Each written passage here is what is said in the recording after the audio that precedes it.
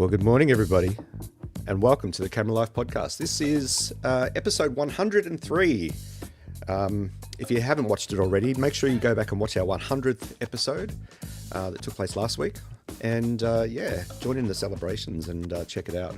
But it's the 31st of July, and we are the Camera Life podcast, proudly brought to you by Lucky Camera Straps or luckystraps.com.au.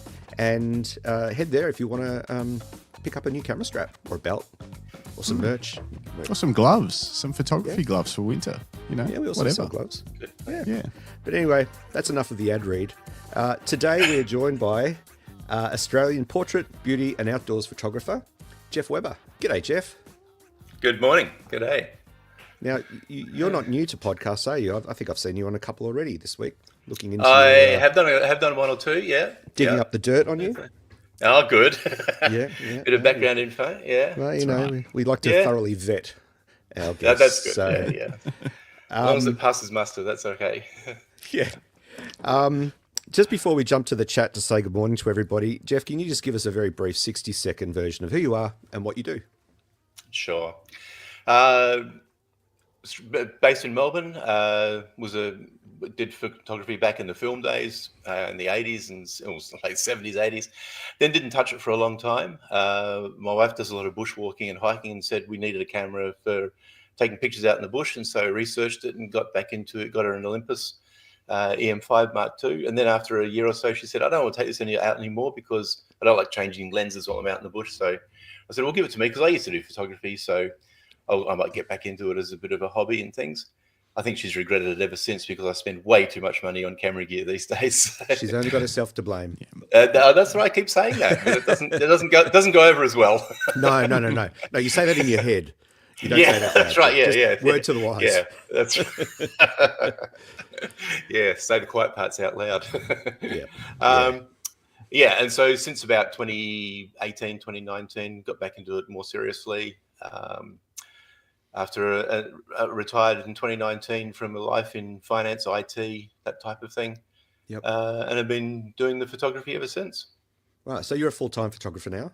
You consider yourself a full-time professional? If I do anything, it's a full-time. Actually, as of about 3 or 4 months ago, I am an official photographer because I've just started working for a company that does the university graduation photos. And so when all the people stream off stage and things like that, I'm there. You know, we have all these studios set up and take their graduation pictures. So I am officially on my tax certificate. It says I am a photographer. So that's That's good.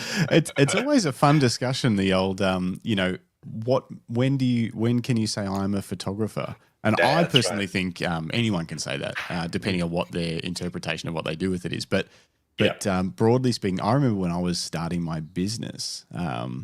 And she meant this as a joke, but it still happened. So I bought a camera. I'm self-taught, and I was doing it on the side. And I was trying to get stuff so that I could tell people, hey, I take photos, and I'd like to take photos of anything that you need. And so I got business cards made, and my sister said, so you think that you've got business cards that say photographer on them, that you're a photographer now? And I said, yeah. Yep. Yeah, that's exactly what. Yep, that's exactly what it is. Yeah. Yep. I just got my own thing printed, and now it's done. No courses needed. How do we qualify or define what a professional photographer is anyway? Is it someone that makes money off prints? Is it someone that works for a corporation? Is it someone that only does commercial? I personally like the idea that everyone with a camera that takes photos can be a photographer. Just many choose not to make money off it. You know, that's true. Yeah. And the professional, I think, too, is probably in the mindset you go into why you're taking pictures, you know, the approach you're taking to do it as well. Yeah. And there's also all the background stuff around, you know, the 90% of the work that goes unseen if you're doing taxes and, you know, having to find money to buy new gear and how that works into, you know, your finances. Like there's that whole background stuff, which always intimidated me quite significantly when I tried to do, you know, some paid work. I've done a bit of it over my time, but you know, the business side of things, I wish I'd known Justin back then because Justin's got quite a keen business mind. That's about all he's good for these days. But there we go. It's not the photography. And doing the buttons on the deck. So, so anyway, let's move on. or I'll start yelling at the clouds as they pass by. I'm in that sort of headspace. Justin, do you want to say good morning to the chat? I do. And actually, so speaking of professional part-time photographers, Nick Fletcher is in the chat, and Nick Fletcher is one of those guys. We our article and an email that we sent out after his podcast the other week was all around that theme of like a part-time professional photographer. And often people, if they've got a day job, people are often like, oh, they're not a professional photographer. And Nick is the epitome of a professional photographer, absolutely, with a day job. But he describes himself as a passionate fraud with a camera, which also works. Yeah. That's right. Nick says, have I turned up in time for the prizes? No, you missed out on the prizes, Nick. Sorry. Dennis says you are the prize, Nick. I'll save that question for later. Neil is here. Morning, gents. Morning, and which means if Neil's here, Lisa's here. Lisa says, good morning, guys, and good to see you back, Greg. It is good to have you back on deck, Greg. Thanks, kiddo. I've been following you on socials too. Your work is stunning, Lisa. Keep at it. Well done, Lisa. Schmick. The Down South Photo Show is here. Says morning, Geoff. Hey. Morning, lads. Morning, Down South Photo Show. We never know which half. Yeah, whom is it? We'll wait and see. We'll see if we can decipher from the comments who it might be. Exactly. Ernesto Creativo is here. Best night greetings from Germany. Good to see you. G'day. How's it going over there? Ian Thompson. Morning. David Mascaro. Good afternoon. David. Ian. San Francisco. Got some cool, for Monday night show, we got some cool photos from David that he submitted for the Your Photos section. If anyone wants to, if anyone wants to send any photos in for us to check out, we're going to be doing a big bunch on Monday night, hopefully. So just email them to me, justin@luckystraps.com.au. And no, Philip Johnson, I still don't have a Dropbox set up. I'm working on it. Good morning, Philip. LTK Photos says, good afternoon. John Pickett, good morning. Everyone's here. John. Bem Aventurados. Good morning. Yeah. I'll G'day. read that one up close. Good Thanks for morning. joining. And that's it. Oh, and Yelena, of course. Yelena is here. Hey. The true brains of the operation, let's face it. That's right. The person that keeps it all on the rails. Oh, and that gets we're me just back. the pretty talent. We're just the talent. That gets me to Nick Fletcher's question, which was, Geoff, are you working with Craig Wetjen on the graduation work? No. I do some walks with Craig every first Friday of every month. He has a walk for wellness in the city, and I go into that occasionally. And but no, the company's I don't know if you say names, but it's a company called GFP Events, and they basically run the whole graduation ceremony for the universities. Like they've got a warehouse with 40,000 gowns in there. It's unbelievable. Right. So they're not just doing a photography at various events. They're doing everything. They do the whole production. Yeah. It's unreal. Right. And for me, it's great. I mean, working there it's just very casual. So 3 times a year you're busy, sort of. The month just gone, and then September, and then December. And some of the days are crazy. Like one of the universities down here hires out the Melbourne Convention Centre for their graduations. Costs them a fortune. So they say, well, okay, we're going to do 3 ceremonies in one day. Well, that means you get in there at 4:00 in the morning to set the whole studios up and everything like that. And then you leave at midnight after packing everything down. It gets a bit crazy. They're pretty huge events. My partner is a lecturer at, she was at RMIT, now she's at Melbourne Uni, and she's been to graduations and described them. She said it's just crazy. Like there's multiple stages with graduations going on. It's not just everyone's focused on this one. On this one thing, that's right. Like it's just, it's crazy. It's quite overwhelming. So that's great. In fact, a lot of guests that we've had on the show, either kind of their first role or one of their first roles was doing school photography, and or graduation and events like that. And they talked about how it's a good filler, a good money filler when whatever your genre is, it's the off season potentially. Exactly. Like if you're a wedding shooter and it's winter and no one wants to get married in winter, well, you can do school. You can use this month, like you said, to do school photos. It's funny too, Greg. It actually seems like almost more of them. Maybe not more of them, but a big chunk of them, it wasn't just people that it was like their first thing or whatever. A lot of them were pros that have picked up one of these roles as a part-time thing, and not even just it just like takes the pressure off financially, but also it's a different thing, like a different challenge, different style of work from whatever their main genre is. It's kind of cruisy. I don't know. Have you found it? How have you found the work so far? In all honesty, about 30% of it's photography, and the rest of it's people management and time management and getting things done quickly and stuff like that. The actual photography, because you walk in there, they give you everything. I don't even take my own camera or anything. I'll go in there with a bag over my shoulder with my lunch or something like that.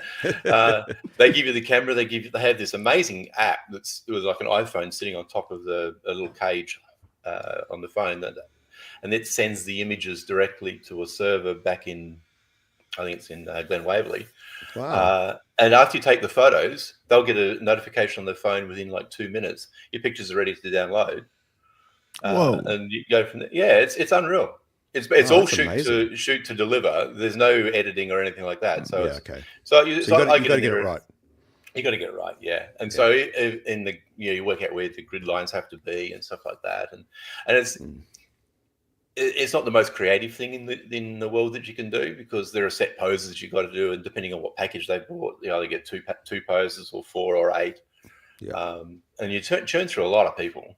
Like we'll do on a long day, I might do 40 different people that have come through, and it varies from mum and dad, mum and the kid, or everybody's come from overseas, and so you'll have 12 people trying to fit into a little 3x3 studio space. It's interesting, isn't it?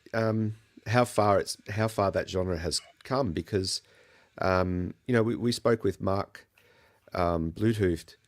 Is that how we pronounce it, Justin? Bluetooth? I can't remember. Bluetooth. I need to ask him. He's going to kill me. I've met him so many times. Mark Bluetooth. We'll start with Bluetooth. Anyway, so Mark works for Arthur Reed. Is that right, Jay? Yeah, Arthur Reed. Yep. And when we spoke to him, he pulled out one of his cameras as a prop to say, this is what I used to shoot back in the film days. And it was a modified Nikon with this huge back body that had like a cartridge that held like 250 frames on the film. Right. So like a big film roll. Yeah, it was. Now you're clicking and you're sending the images straight to the client and to the server. That's just phenomenal. Yeah. Such a huge leap. I mean, I know it's been 30 years since we were shooting film, or maybe not quite as much, but I remember those film backs. Back in the film days, they used to have. I've still got the original OM1s and things like that, and they'd have the 250 bank. You'd buy film in a roll, by the foot. Yeah. And they'd roll onto this film back, and then you'd have the OM Winder 2, I think it was, and it would do 3 frames a second. Oh yeah! Oh wow! Was that an add-on, or was that built into that? Yeah. No, it was an add-on. It was you'd take the back off the film camera, and then this one of the little pins would go in to replace the back. That's phenomenal. And it would, shoot through it at a great, and you'd be there thinking, well, this is like a machine going click, click, click, click, and now doing 60 frames a second. It's crazy. Yeah. Wow. I just want to update us on the chat. We've had a little bit of development. So Cam Blake says, not the best half. He is here. Okay. so it must be dependent on the down south account. Greg Carrick says, morning after a night of no sleep trying to catch meteorites. I heard there was some meteorite action over the next week. Did you catch any, Greg? You said it says trying to catch. Did you get any, or was it too cloudy, or what happened? Yeah. If you get something you're happy with, Greg, shoot it through to Justin's email, and we can have a look at it on Monday if you like. Yes, do it. Email it to me. There's the big meteor shower that's happening, but it's mainly a Northern Hemisphere thing at the moment, isn't it? The one that's happening now. Starts with P. I can't remember what it's called.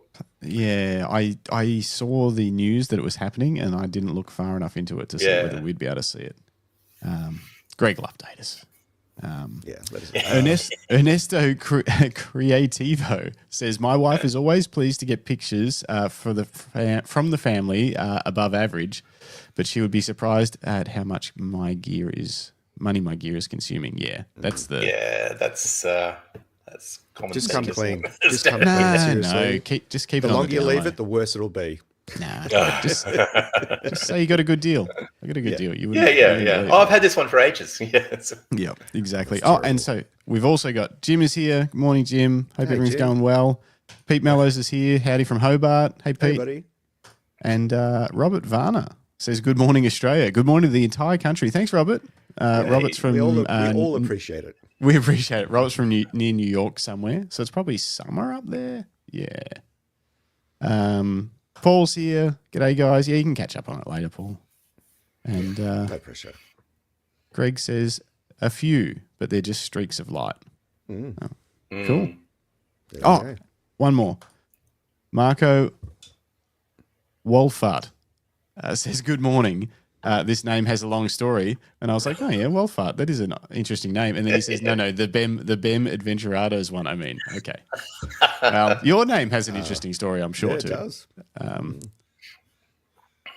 right. Gosh, it's Well- hang on. Southern Delta. It's called the Southern Delta Aquarids and Aquarids. Capricornids. I don't think I pronounced that right.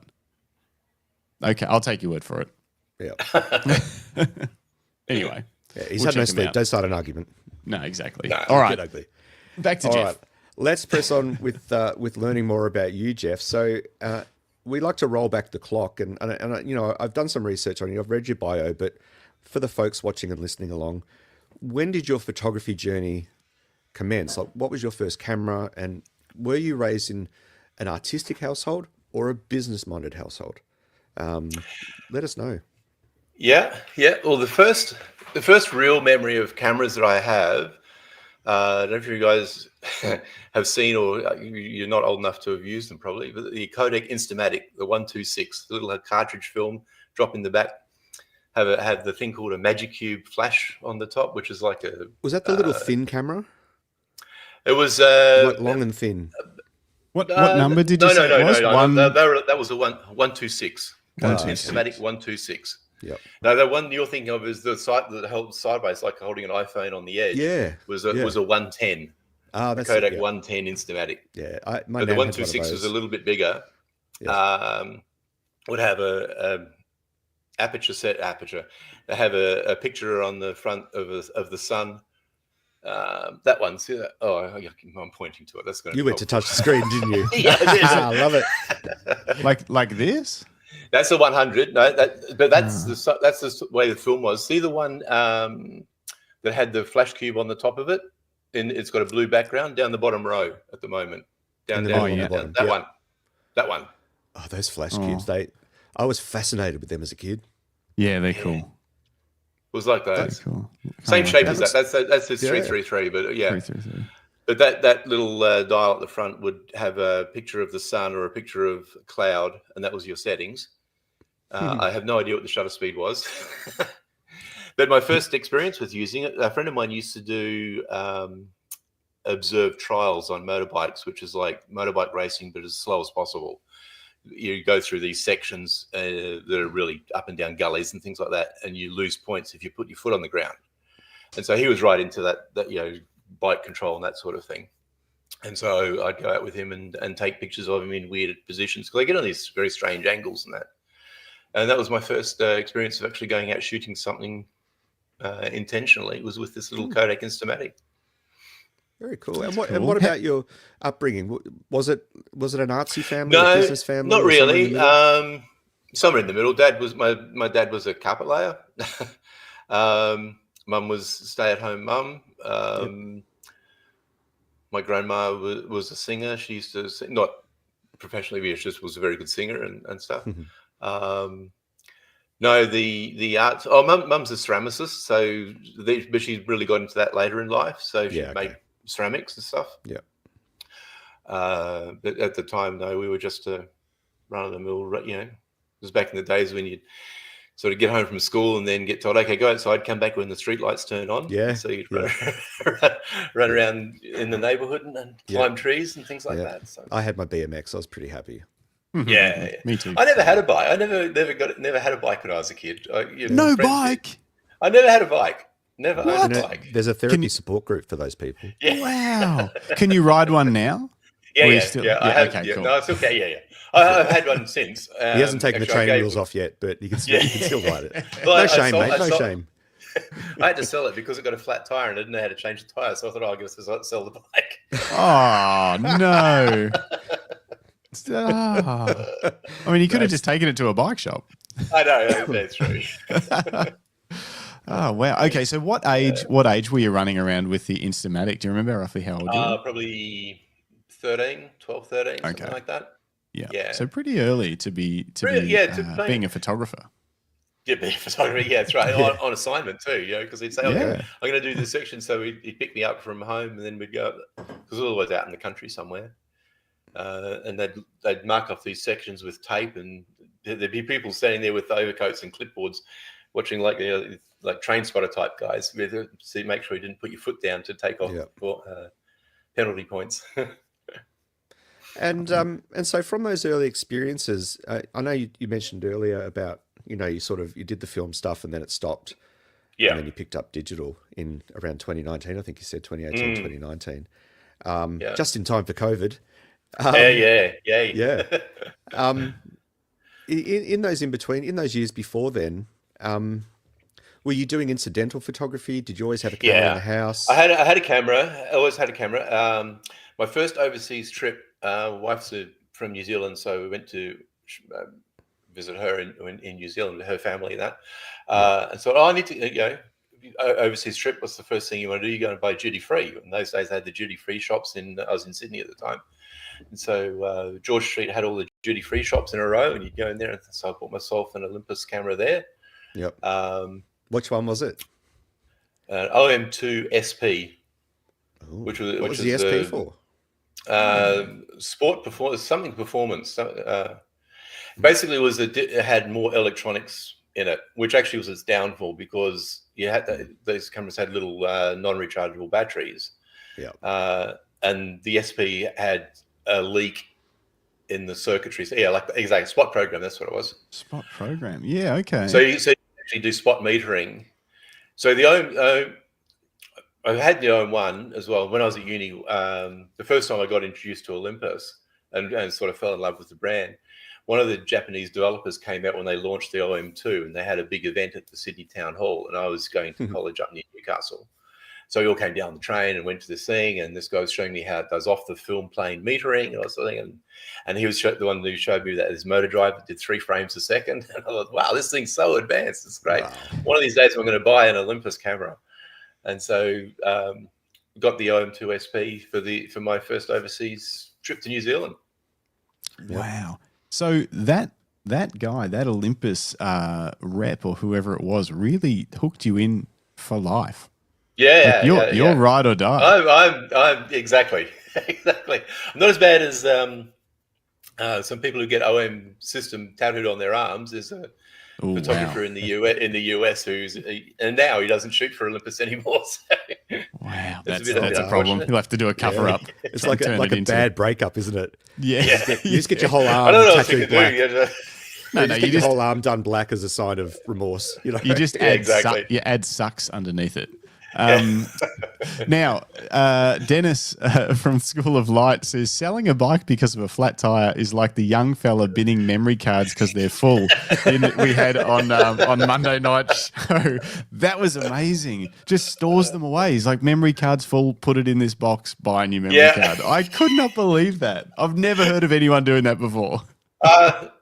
You want to meet my wife? Yeah, so crazy. Well, she says it's the safest way of keeping them because she doesn't like putting them onto computers and the hard drive. Says, well, if the hard drive doesn't work, then I can't use the card anymore. So I'll just keep all the cards. Okay. I mean, it works. Makes some sense, actually. Yeah. If I had enough cash to constantly buy 512 gigabyte CF Express cards that are fast enough to shoot what I shoot, I'd probably do it too. Oh, what does this one say? Marco says, speaking of full cards, my new trick as a non-professional photographer is to leave the photos in the card as a backup from the external memory. There you go. It works. More common than you realise. SD cards these days are getting cheaper and cheaper. So yeah, kind of. You can. You know what's weird is getting fast enough ones for what I need. They're almost the same price as CF Express, and in some cases more expensive. And I don't know if that's just here in Australia, but like trying to get, I can't remember what they've changed the categories so many times now. Maybe what V90 or something like that. V90 seems to be the new thing. And a V90 that's like 256 gig is not a cheap memory card. No. And it's actually cheaper to get a CF Express that's even faster sometimes. So, I haven't had a look lately, but I've been on the hunt for, I think I was going to get Angel Bird ones maybe. Yeah, I'm going to get some new ones too, but I'm going to wait for Black Friday. Because you get insane deals. Like they had a few with the Amazon Day, they weren't great. and a lot of crappy knockoff ones. But Black Friday is when I tend to buy new storage things because you just find great deals. It's a really good way to do it because everyone wants to get in on the Black Friday offer because it's this whole new, oh, look, we've got a new marketing opportunity in Australia. That's right. Well, the last couple of years they've called it's been Black November, and it starts in October. Yeah, like it's supposed to be it's supposed to be the end of one weekend in the end of November, and it's ended up creeping to where they were calling it last year. They were like, Black November's here, and those emails were coming out mid-October, and I was like, what the hell is going on? And then if you were signed up to the newsletter, sorry, Geoff, you go. It's like Easter, like hot cross buns coming out on Boxing Day. Yeah, exactly. Yeah. And Boxing Day sales. Like I remember my mum every year when I was a kid at home, she would go into the city, she would jump on the tram and from Airport West to the CBD and go to Myer, and she'd be there when the doors opened. And there was crowds storming in because back then the sales were actually more like clearance things. Yeah. And now it feels like they just get stock in for the sales. So, it has certainly morphed and changed a lot. Wow, we went way off topic there. I know, but it's fun. I'm looking up memory cards as we speak. I'm just like, so a 256 Angel Bird V90 is $685. Oh, it just seems like a lot. How many gigs? 256. Whereas I can get the Angel Bird, which is not their fastest one, but it's still way faster than a V90. It's 1100 megabytes a second, 512 gigabyte CF Express for 475. Wow. So it's like a lens for that. Yeah, that's the thing. It's like CF Expresses were really expensive, and they're still really expensive when you're buying like the peak capacities of 2 terabytes or whatever. But that 512 gig now is kind of the their middle of the road size. Whereas that's still massively pushing the limits when it comes to SD cards or fast SD cards. And as they phase more into that faster category, some of the slower, smaller gigabyte ones, they just become their really basic cheap version. They don't even make the gold or the black label ones in SanDisk for some of those small megabyte ones anymore. It's interesting, and because camera sensors are capturing more data, people are doing video. A 16 or 32 gigabyte card, it just doesn't cut it anymore, does it? No. I got one. Most of mine are 128s, but that's an advantage of the OM system is that the files it's only a 20 megapixel sensor, so the files peak out at like 18, 19 megabytes a piece, whereas the guys are shooting a GFX or something like that. How big are their files? Well, when I reviewed one of the GFXs last year, I had an older iMac, and it just struggled. Those files were massive. Like even just importing just took forever. So. John Pickett says I got a Lexar Silver 1 terabyte for $310 on sale at the start of the year. Was that an SD Lexar, like a SD card? That's crazy. He uses it Silver. in his R3. And he says he's never hit a buffer. Are you doing RAWs to the SD as well as or is the Lexar Silver a CF Express? What is it? I'm confused. It's CF Express. Okay. CF Express. That's still a great deal. That's a really $310. good deal. Yeah. For a terabyte, man. Next time you see that, get me one, John. Yeah. I missed out on that deal. Okay, well, we're really sliding all over the place today. Where were we up to? Okay, so you were shooting casually. So shooting occasionally from uni days, and then first overseas trip, got the OM2 SP. Ended up selling that with all my Olympus stuff at the time, or lenses at the time. I had remember old cat lenses, the mirror lenses. That's how you get a telephoto lens. Oh, yeah, like a 500mm lens, but it's f8, and it can only ever be f8.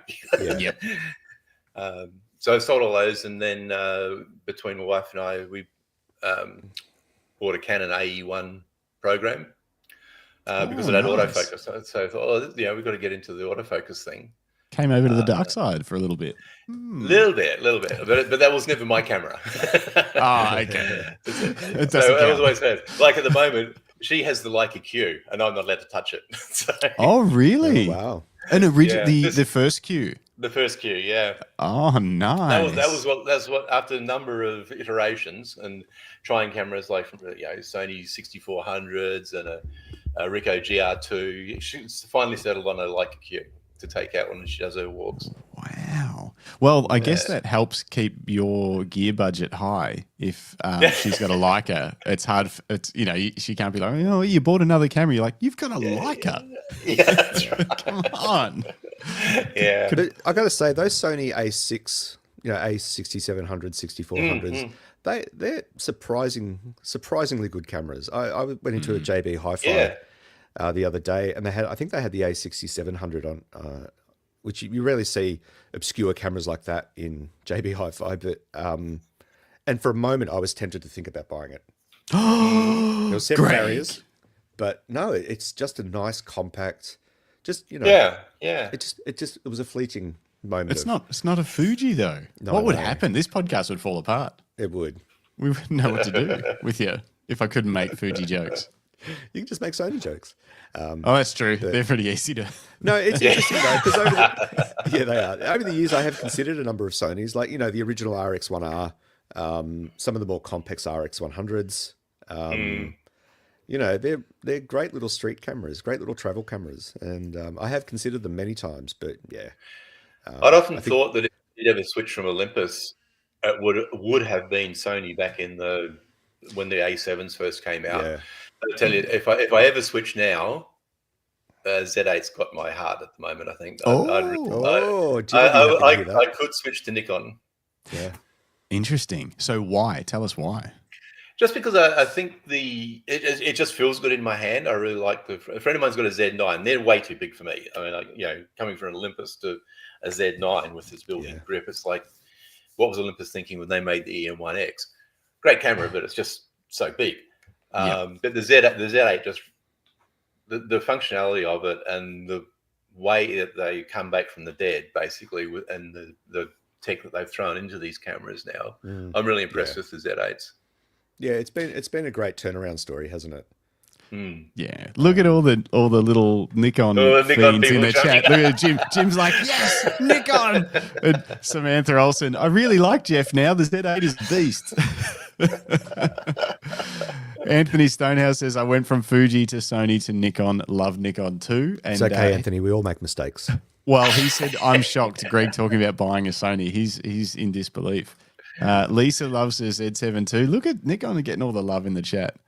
The only thing that stops me is I'd have to take out a second mortgage to replace all my lenses. The big switching systems is costly. Yes, and I've got so much, and I love to death.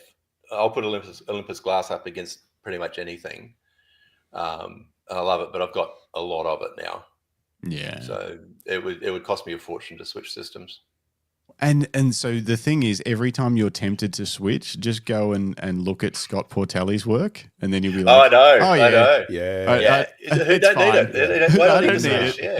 Yeah. And nobody else does computational photography like they do. The things that Olympus can do. I don't turn to Olympus. Yes, I will.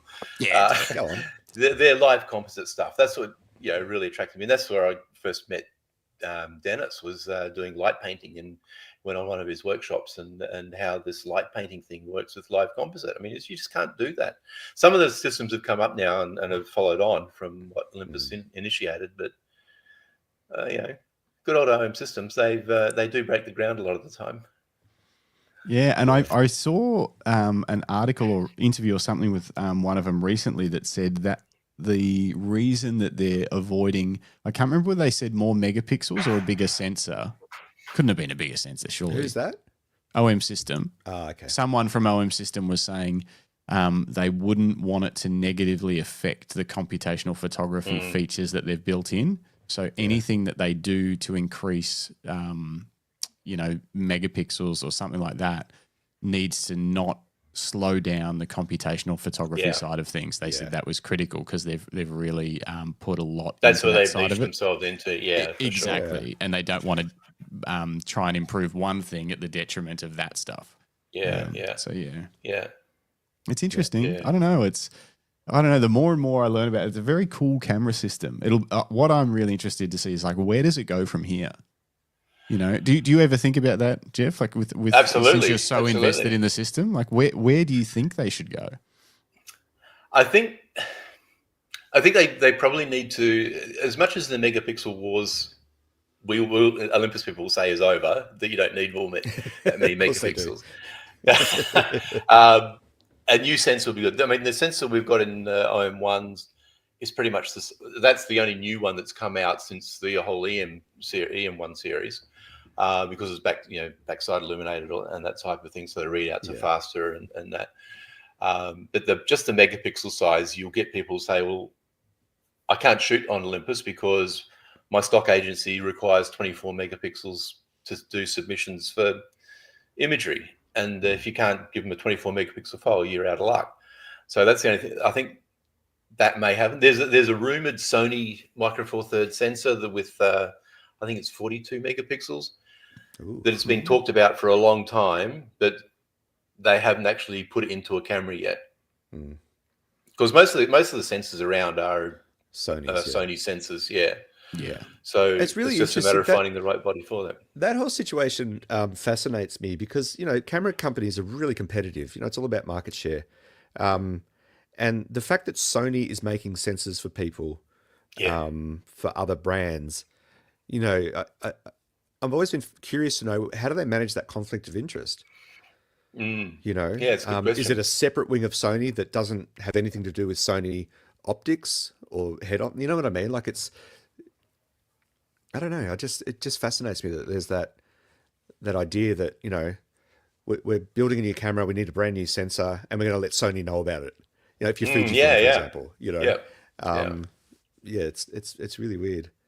Yeah, the NDAs must be 3-inch seal. Yeah, and it's obviously ran as a separate business unit, whether it's connected or not connected or whatever it is. I guess there's probably economies of scale with sensor development and manufacturing as well, where they're like, we don't sell enough cameras to justify building this 60 megapixel sensor, but if we can sell them really expensive to Leica and Lumix and that sensor kicks around a bit, it's like we can justify the development cost, subsidize it essentially for our own line of cameras,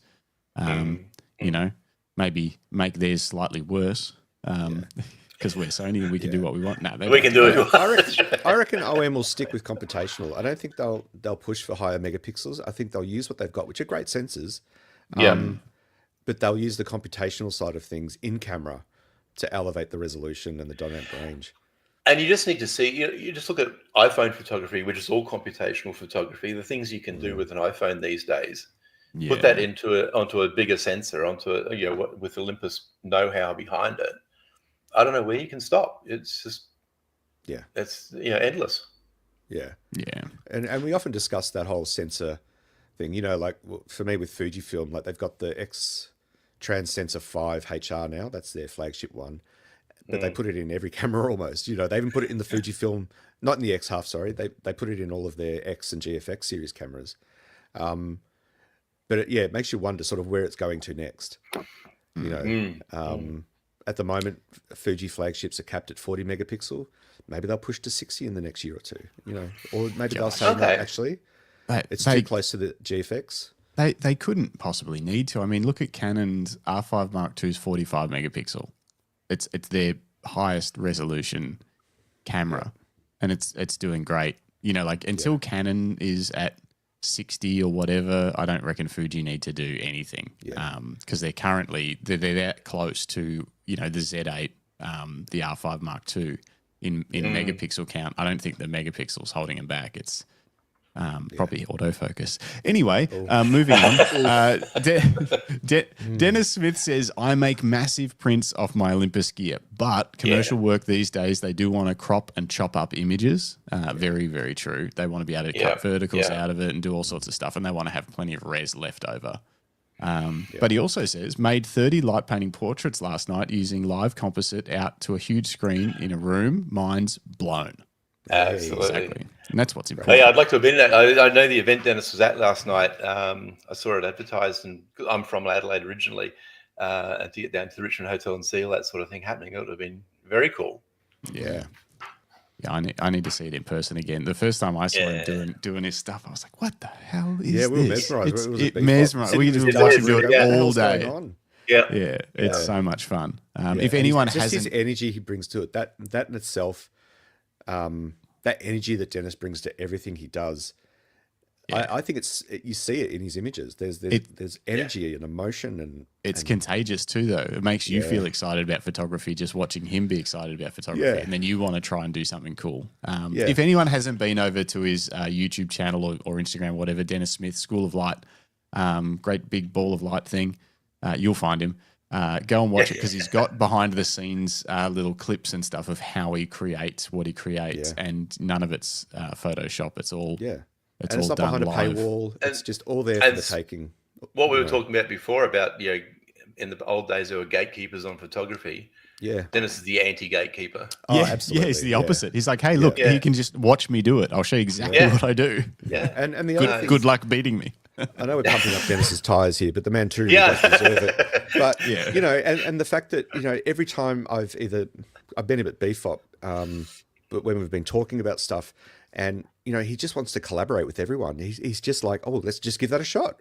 We had Ian. We were talking with Ian Tan about his cosplay photography. It was one of our earliest episodes of the Camera Life podcast. And Dennis went, oh, cosplay with a ball of light. I'll be in touch, Ian. He's just got that. Exactly. It's just wonderful. Brain's always going. Anyway, we're here to talk about Geoff. That's enough. Dennis. We'll see you in October, Dennis, in Bright. Yeah, that's right. So you're coming along? Yeah. I've been going for probably 6 years or 7 years. I did the first one before COVID, then I did 2 through lockdown online, and then I've been to everyone since. So. Wow. Okay, so we can kind of tie that into this point, the point that you were at where you, I guess, went headfirst into photography again. Yeah, so that happened, let's say, 2017, 2018, 2018, 19 probably, when I picked up the camera that had been bushwalking but didn't like getting its lenses changed out in the bush. And just started doing it. And that's how I was sort of winding down from work, not really intentionally, but getting to a point where I took on a role that was a 4-day-a-week contract instead of 5 days a week, working for a not-for-profit to sort of wind down. But I was still feeling that, just pressures of life and everything like that. I used to just like taking the camera, go out walking the streets around Melbourne at night time, taking pictures of the lights and playing with long exposures and that sort of thing. So that was my entry back into it once I got this camera again. And since then, it's been I do a lot of hiking and bushwalking myself. I do it differently. Ange does the guided walks where she does the distances, but goes with a group, and she carries the day pack and everything else is set up. But she puts in all the miles. She's done some amazing walks. Like she did the whole Larapinta Trail. There's 220 kilometers or something like that through the Simpson Desert, through the Western McDonald's. But so I take my camera now when I go hiking. Have all the gear for you to be self-sufficient. Tent and food and everything like that on your back, and then you strap another 3 kilos of camera gear on your front to go out and take pictures while you're out. So that's sort of where I am on the outdoor sides of things. Okay. And so, what was that transition like for you? You worked in finance and IT and Treasury roles. Yeah. Talk us through that transition of actually letting go, potentially a secure income to actually having to generate your own business, your own income. Talk us through that process. It never really, and it still isn't. I don't look at it as an income replacement thing. If I can make enough out of photography, doing things like working for the unis, doing headshots, doing model portfolios for digis and things like that, that's fine. If it becomes self-funding, I've achieved my goal and my sort of promise to my wife that this wasn't going to cost an arm and a leg. It's almost there. It's almost there. It's a work in progress. So takes time. That's right. I love the way the tax office describes my business as a non-commercial enterprise. It's a bit of a backhanded sort of a Nice try. So I have all these tax write-offs in the future, but I can't apply them to personal income, which is not so great. Dang. So the when I was working full time, I used photography as a release, as a way of getting out, clearing my head. Mental health is a big thing, and when we can get onto some sort of things like this later, but when I studied at PSC, the Photography Studies College, my folio there was about the impact or how people present themselves in photography and hide behind a veil, hide behind not so much a persona, but keep something of themselves in reserve. They don't want to show their true self. Masking, exactly. And so, like I say, I would go out after work and just start taking pictures of lights and things like that. I did a series when I just turned. I'm 66 now. When I turned 60, I did a thing 60 and 60. So I would do 60-second exposures to sort of go through what turning 60 meant to me. Yeah, that's cool. That's really cool. What made you come up with that idea? Basically just playing with long exposures. And I thought, well, I'm doing a lot of these things at 30 seconds and 60 seconds just to, flatten water, to get light streaks and that sort of thing. And I thought, well, my birthday's coming up, so that's why not? Or all that happened. I think that's a great idea for a personal project, celebrating a personal milestone like that. Whether it be your 60th, your 50th, your 40th, or, whatever it may be. A lot of people do the 365 projects. They take a picture a day and post those and those sorts of things. Me and social media have a complicated history. I think social media is an awful thing in a lot of ways. Yeah. Except for YouTube. We love YouTube. But that's right. All the rest of them are terrible. The government doesn't even like YouTube anymore. So I know. I saw today. Under 16s are now banned from YouTube. Who's going to babysit my kids? Well, this is actually YouTube Kids still exists, and YouTube Kids is not covered under it because you don't need an account to log in, so Google can't build you a profile. You can't get targeted with bullying and all those sorts of things. So they've exempted YouTube Kids version. It's very interesting. What I wonder is how they're going to police it. I've got a.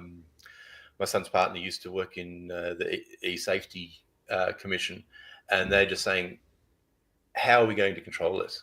How is it going to... Well, their talk, so this, I follow some stuff in the US, and in the US, in some states, they've actually banned, they haven't banned pornography, but basically you can't access pornography on the internet unless you put your ID information in. Oh, really? Yeah. And everyone's like, that's right. Who's going to do that? What? Yeah. So they've effectively kind of banned that in some states by putting that thing there where they're like, oh, it's not banned, but we need to prove that you're over age. So all you have to do is scan your driver's license on this porn site, and you can come in. Don't have ID though. Well, that's right. So this would be a different thing, but if they it's like sometimes those limitations can effectively cripple something that they're saying, oh, we'll just do an age verification. They can, I don't know, do something or whatever, and whether they don't do it or they just get around it, and then if they get around it, so they go into YouTube, say a 15-year-old goes, oh, I just know how to make an adult account and pretend I'm an adult. Well, then they're going to get served all the adult stuff. Yeah. So it's like then there's no protections because they've gone around the system as opposed to being part. Because what YouTube wanted was if people are part of a family YouTube account, it would be okay. But I think it was Meta. Meta was like, hey, if we're banned, they're banned too. And Australia was like, okay, fair enough. So it was actually Meta that got YouTube banned by saying, well, you've banned us for under 16s. Yeah. Fair's fair. It's kind of, and fair enough, these shorts and stuff on YouTube are kind of the same content that you get on Instagram and stuff and TikTok. So it's kind of like we can't do one without the other. Anyway, it's a weird situation. I get where they're coming from because the damage that social media can do is immense. And the problems with the effect on kids and things like that is very real. And in some ways, I say, good on them for trying something, but I don't know if they've gone around it the in a other way side of that's going to be enforceable. That's the thing. It's like they've got to try something, but this doesn't seem like the right thing. But I don't know what the right thing is. Well, that's right. It was probably decided by a committee. That's probably the problem. But you know, I think back to when my older two kids were younger, and they surpassed me in tech understanding so quickly, you know, and you know, got in trouble for issues because they could work out, you know, workarounds and loopholes, and how to access things, and you know, like hacker they're clever. kids. That's what they do. Yeah, and then they become brilliant and they do cool stuff once they get into the workforce. But they've got to go through a few years of criminal activity, breaking rules to get there, of ruining the library's network to download Duke Nukem 3D. You know, like that's what. I don't know if anyone will get any of those references, but this is the sort of stuff that used to happen at school. Side-scrolling games, they're the best, right? Yeah, exactly. So, I don't know. Anyway, we can't solve that problem. We're just a little photography podcast. But as I said, YouTube, we do love you. Please don't love YouTube. Take our channel away. We think you should be allowed everywhere. Yeah. We're on your side. We're on your side. Giant anonymous corporation. I just want to bring up a comment and question from Ernesto. Out of curiosity, I am just in front of buying an EM10 Mark IV, excuse me, to test Micro Four Thirds for street photography. I'm surprised at how cheap the lenses are compared to the Fuji lenses. And then just quickly, Dennis has followed up with, Ernesto, the Olympus glass is outrageous. That's such a Dennis word. What's special is the variety and range of price. Remember, this company makes medical glass, tiny, perfect. You'll love the system. Absolutely. So, What lenses, Geoff, do you reckon would be good for Ernesto? Have you got any suggestions for like if you were going to get started for street photography with a little Olympus kit? Little Olympus, they got a series of 1.8 primes, which are unbelievable. The 45mm 1.8 prime is probably one of the sharpest lenses around. For wider, they've got a 17mm, and that's got the famous Olympus autofocus clutch where you pull it backwards and turns into manual focus, and you push it forward. Traps everybody all the time. You say, "Why is my camera autofocusing?" Because you pulled the clutch back. It's a real problem. But no, for a small-bodied camera like the EM10 Mark IV, and with some of the 1.8 primes, you'll love it. Absolutely love it. You're 17mm, and you got to remember the crop factor. So 17mm.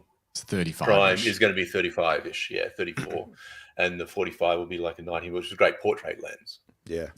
Before I actually got a 45 1.2 when I changed bodies. It was still with an Olympus, but they had a deal on if you bought the new body, they'll throw in one of their 1.2 primes, and so I chose the 45mm.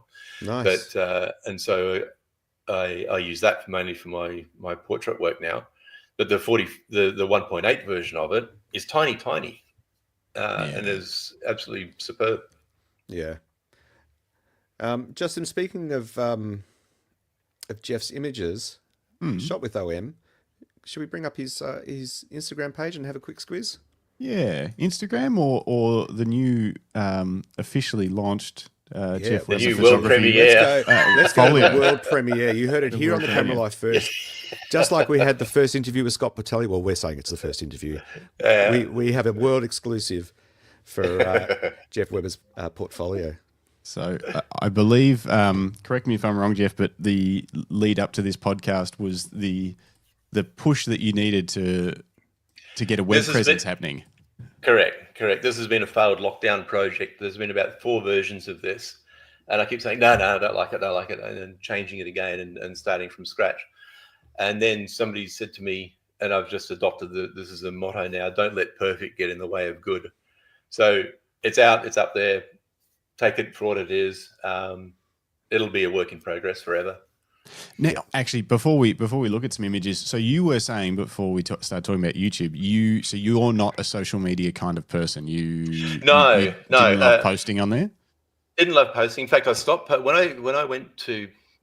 I studied at PSC for a couple of years. I was signed up to do what they call their advanced diploma of photography, and that was 2019. It was going to take me through to 2023, and then COVID happened in the middle of it, and it went to an online course. And I thought, I don't pay, uni fees to do an online course. So Yeah. I stopped and decided to use that money to do workshops and travel and things myself, which has been good. But I love it.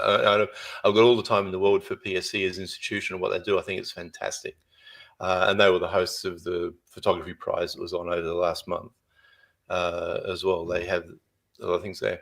But at that time, I initially had set up a different Instagram page to go through my PSC journey.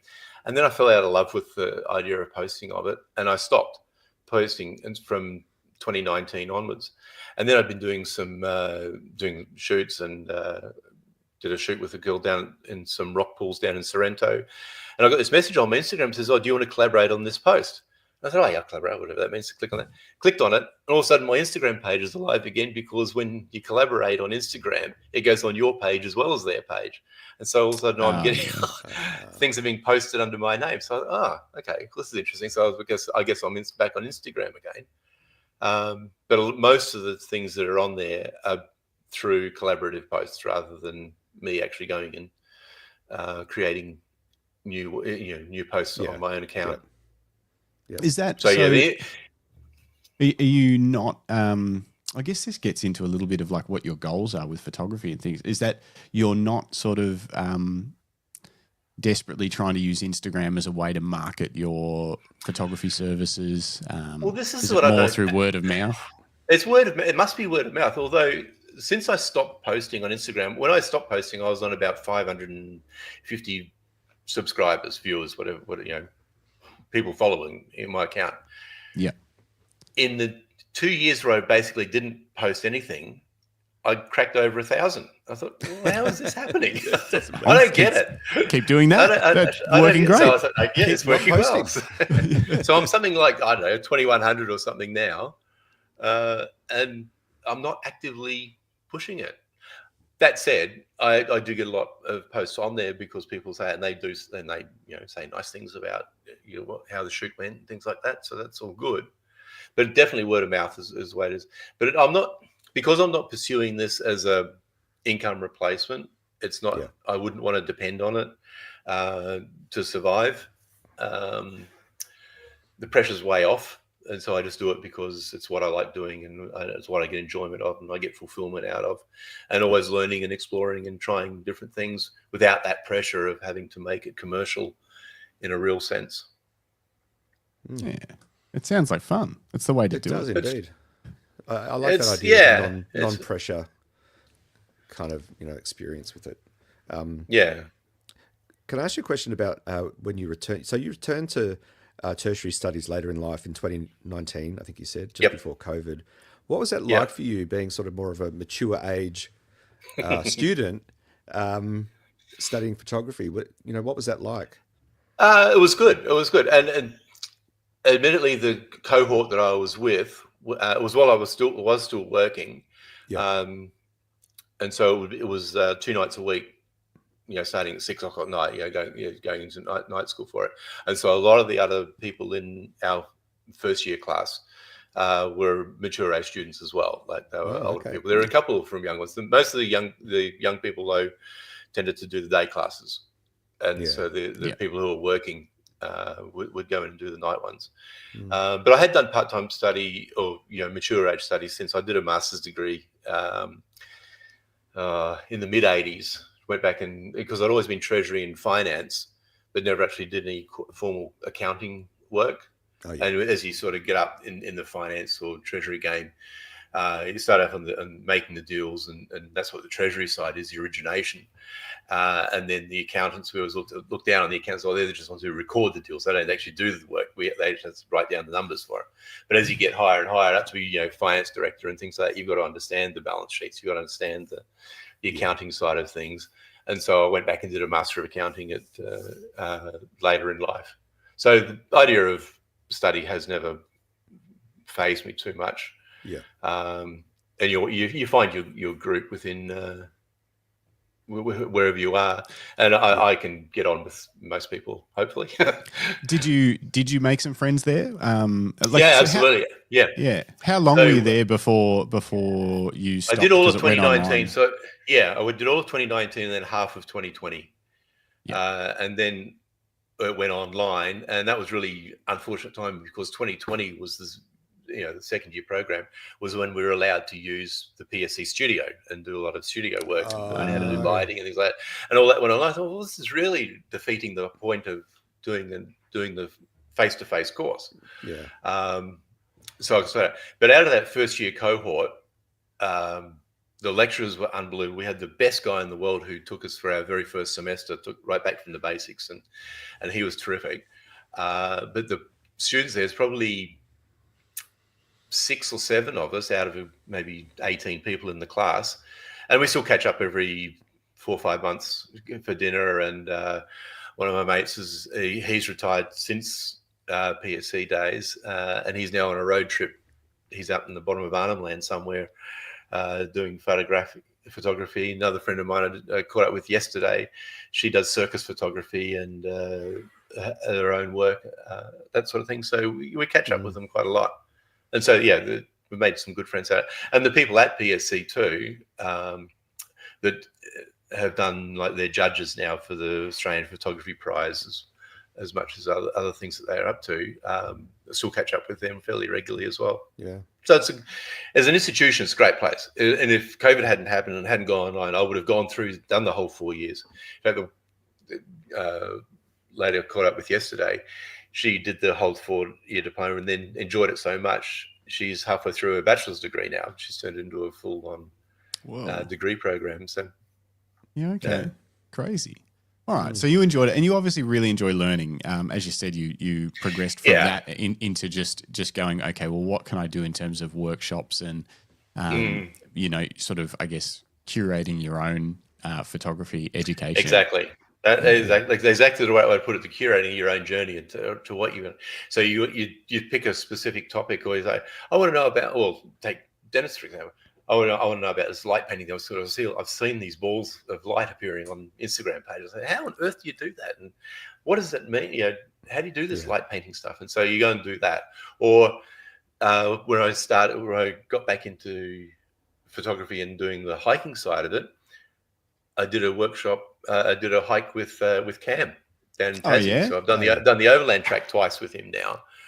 I still haven't seen Cradle Mountain, but that's another story. The Tasmanian weather's like he's trying to get you coming back for more and more. He keeps hiding the mountain. I'll say don't do this in April. I've done it twice in April. And you think I'd learn?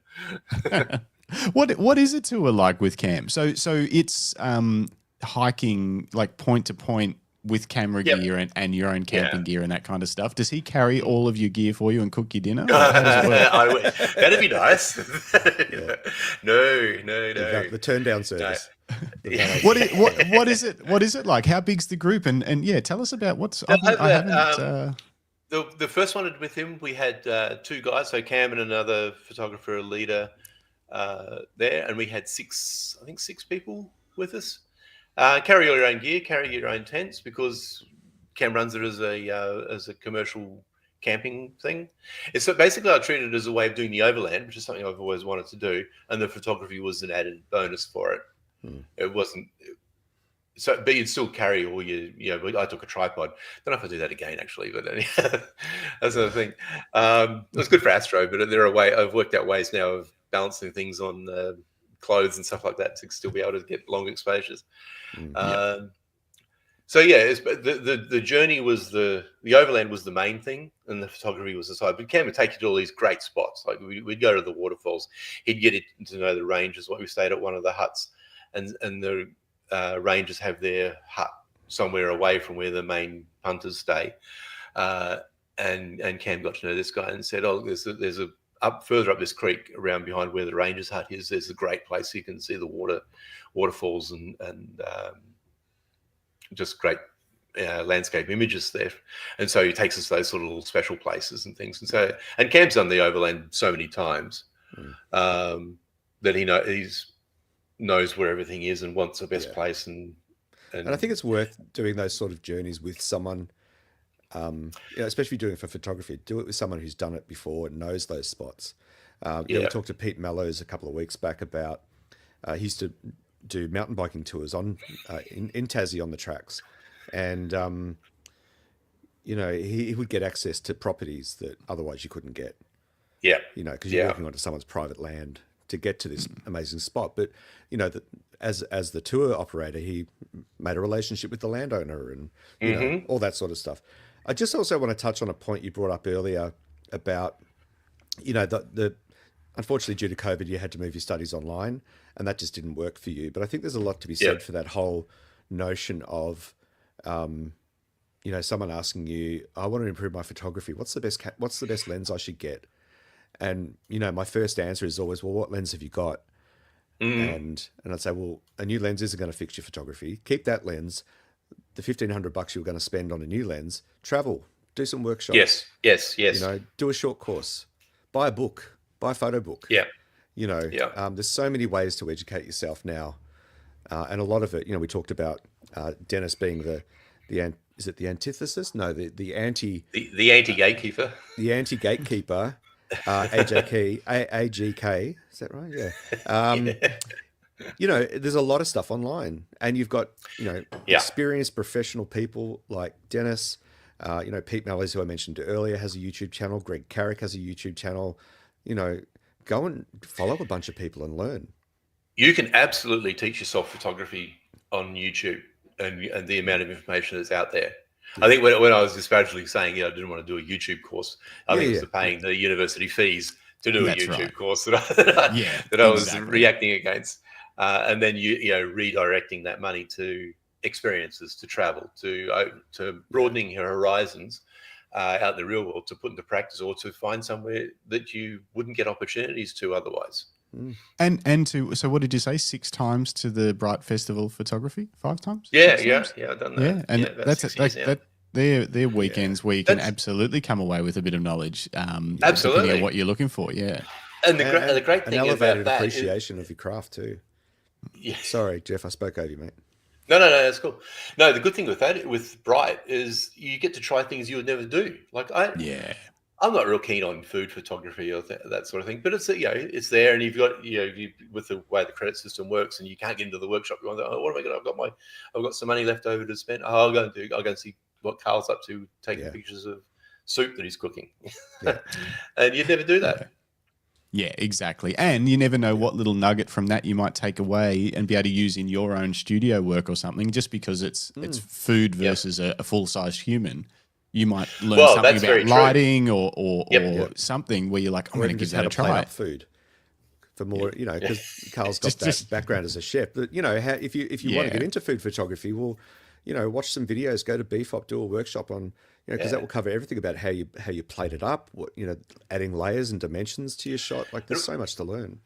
What you just said about, okay, it's food photography, you're going to do that workshop, but the things that you pick up out of it, I started doing another little sideline, is working with some small brands doing product photography, which I can do at home and do it whenever I like, etc. But the lighting of that, some of the things I'm using for that is basically how you've done food photography lighting. Product photography is a pain in the ass. If anyone hasn't tried it, it's a pain in the ass. I've done a lot of it for the camera strap specifically, and it's not easy. You think it'd be simple. There's a lot to it. It's a small, small product. It doesn't move. Like, it's not that hard. It's really hard. It's a pain in the ass. I don't mind it. I say I've done some for small leather brands, you know, handbags and wallets and things like that. I'm yet to perfect. She's got these wrist straps. They're like bracelet type things. I have no idea how to photograph those. I just can't get them into a place. They need to be on somebody's arm. That's all I've done. It's really hard to do, isn't it? You can't photograph those in isolation. Yeah. See, look at this. Look, Nick Fletcher, your camera straps were horrible to photograph and capture how awesome they are. They are. They're a pain in the butt. That's why when someone sends us a really cool... So Dennis sent us a really cool photo, not to make it a competition, Nick, but Dennis sent us a photo, and it was great. I want to get Dennis to do more. Light painting ones, saving up my pennies.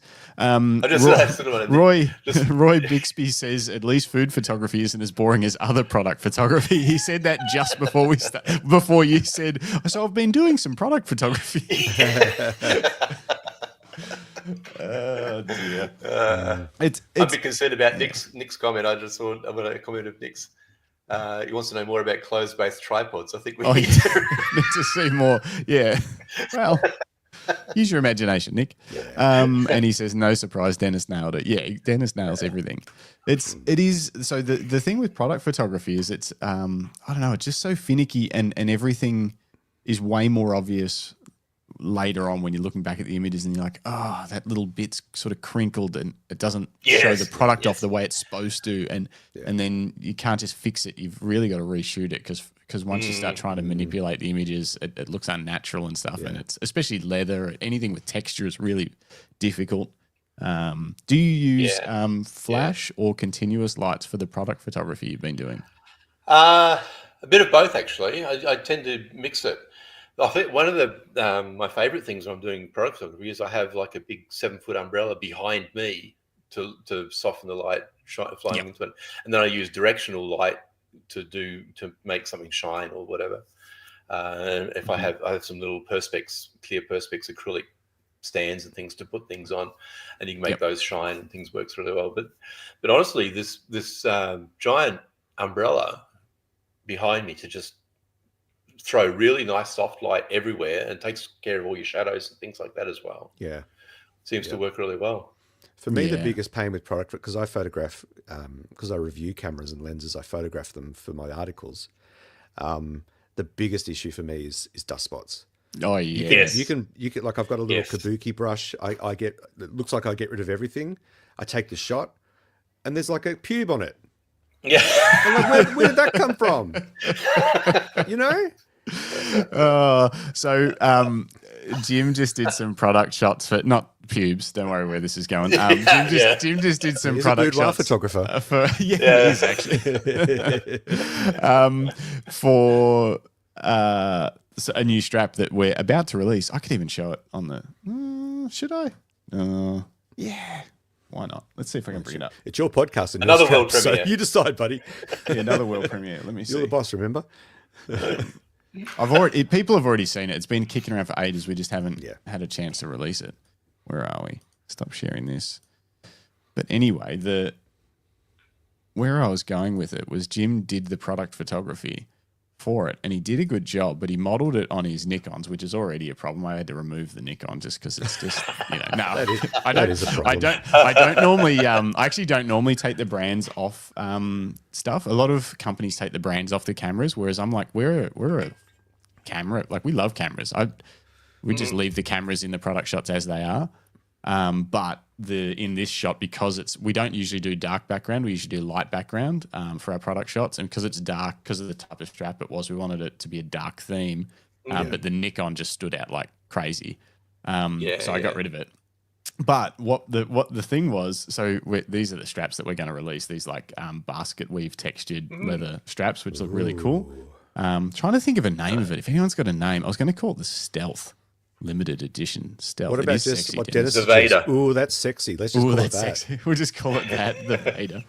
Yeah, I don't know. I'm trying to think of something a bit, because it's got a bit of like a samurai kind of a feel to it. If you see it in person, it's very kind of like. Anyway, long story short, Jim sent all these photos through to me, and the photos are good, but the amount of dust that's on, because he modeled it on his normal working like Nikon kit, Z8s and stuff, and it was just. There was just dust everywhere. I think I did like 400 spot removals on every shot. And I was like, Jim, you could have just give it a quick wipe. Just a quick wipe with a cloth before I would have had to do some still, but not that many. It was it was out of control. Yeah, hey, why don't you put it in the chat to us? Ooh. Shintaro. Ooh. The Shintaro. I don't know. I don't want to do anything though where it's like I don't really understand what that means, and then I call it that. And someone from Japan's like, dude, that's weird. Is that like the Pajero? Yeah. That means something nasty. Hey Jay, why don't you make it a competition for viewers to name it? Yeah, well, if you've got a name, if you come up with a name that we use, I'll give you one. But there you go. But if you come up with if you come up with a name that we don't use, you get nothing. Sorry. We appreciate it. We appreciate it, but you lost. But yeah, so I agree. The dust spots are an absolute pain. But yeah, this lighting setup Jim was playing with, I think he'd probably do it differently next time potentially. The way that the different light spots in the background and stuff. But that's just black roll paper background with continuous lights. We just use two continuous lights, one bigger softbox and then one smaller one with a grid.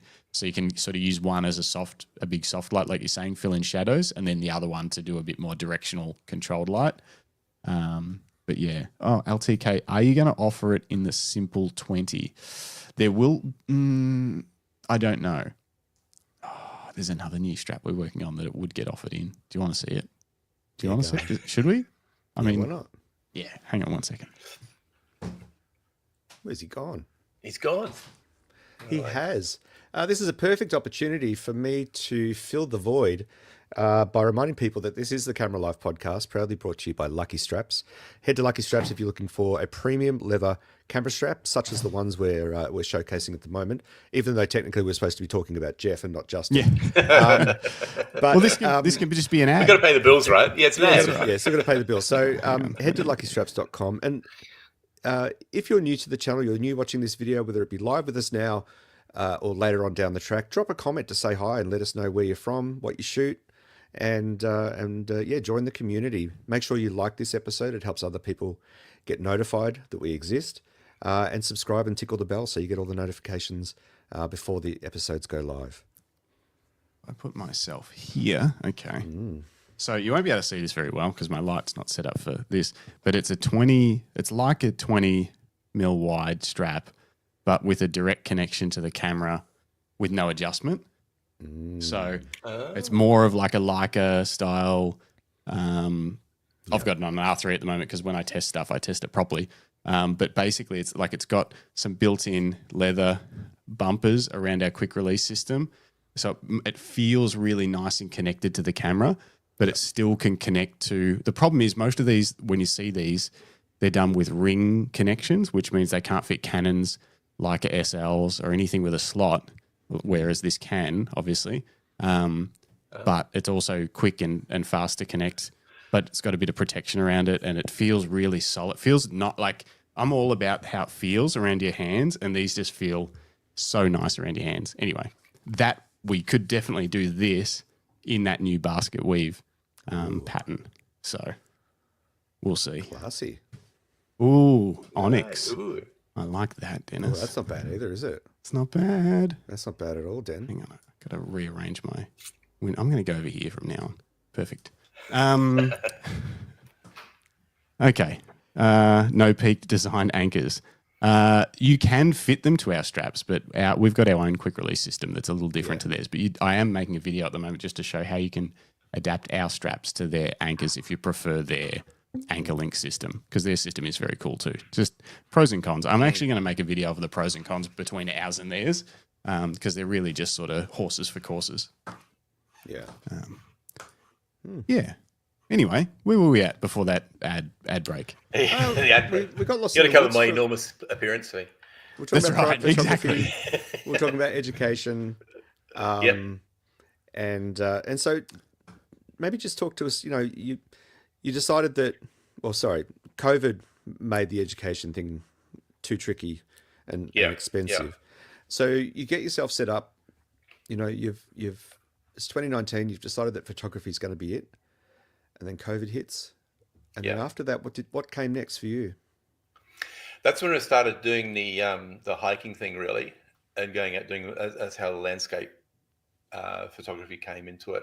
And also, landscapes are always there. It's easier than, and I didn't know anybody in photography in a studio sense, like where you would go to even use a studio, or how do you get people to come to a studio to be shot by you and that sort of thing. So landscapes were always there. I enjoyed the hiking. Would take my camera out, take my Olympus out, and my favorite lens of all time with the OM system, the 12-100. It's just a one. That's all I take when I go hiking. I might have a little 12 mils if I want to do some astro in a side pocket because it's so small. But that 12-100 is equivalent of a 24-200 f4. It's just perfect. It goes everywhere I am. I think that's the one that Scott Portelli was talking about on the show, where he said there was like a gorilla that just popped out of nowhere, and he said if he didn't have that lens on, he might have not been able to get a shot, and because it would have been too close. Yeah. Wow. Okay, so that lens is really how big? Like roughly how big is that lens? How? Give me 1 sec. Oh, perfect. Show and tell. I'll pull that down for a second. Let me do this and do that. So this is it. Okay. It's got one of those peak design things on the side. Sorry. Oh, gross. Yeah. What has it got? Peak design how strap. could you? No, I'm kidding. So so this is what I carry, and so I have a little bag on the front of that clips onto the straps of my backpack, my hiking pack, and it sits in it like that. Or I do the reason why I've got peak design things is I do actually use the capture clip, and it clips on the side clip here. Yeah. And Olympus, one thing that's really good about Olympus is the weather sealing is unbeatable. Like you can run this thing under a tap if you want to. Yeah. To clean it, and if you get it muddy and that, I've done that. But yeah, that's the 12 to 100. That's an OM1, not the Mark II, just the original OM1. So 12 to 12, right? It's 561 grams. That's what I was about to Google. Yeah. Okay. So 561. Okay. So it's got stabilized. A little bit. Yes.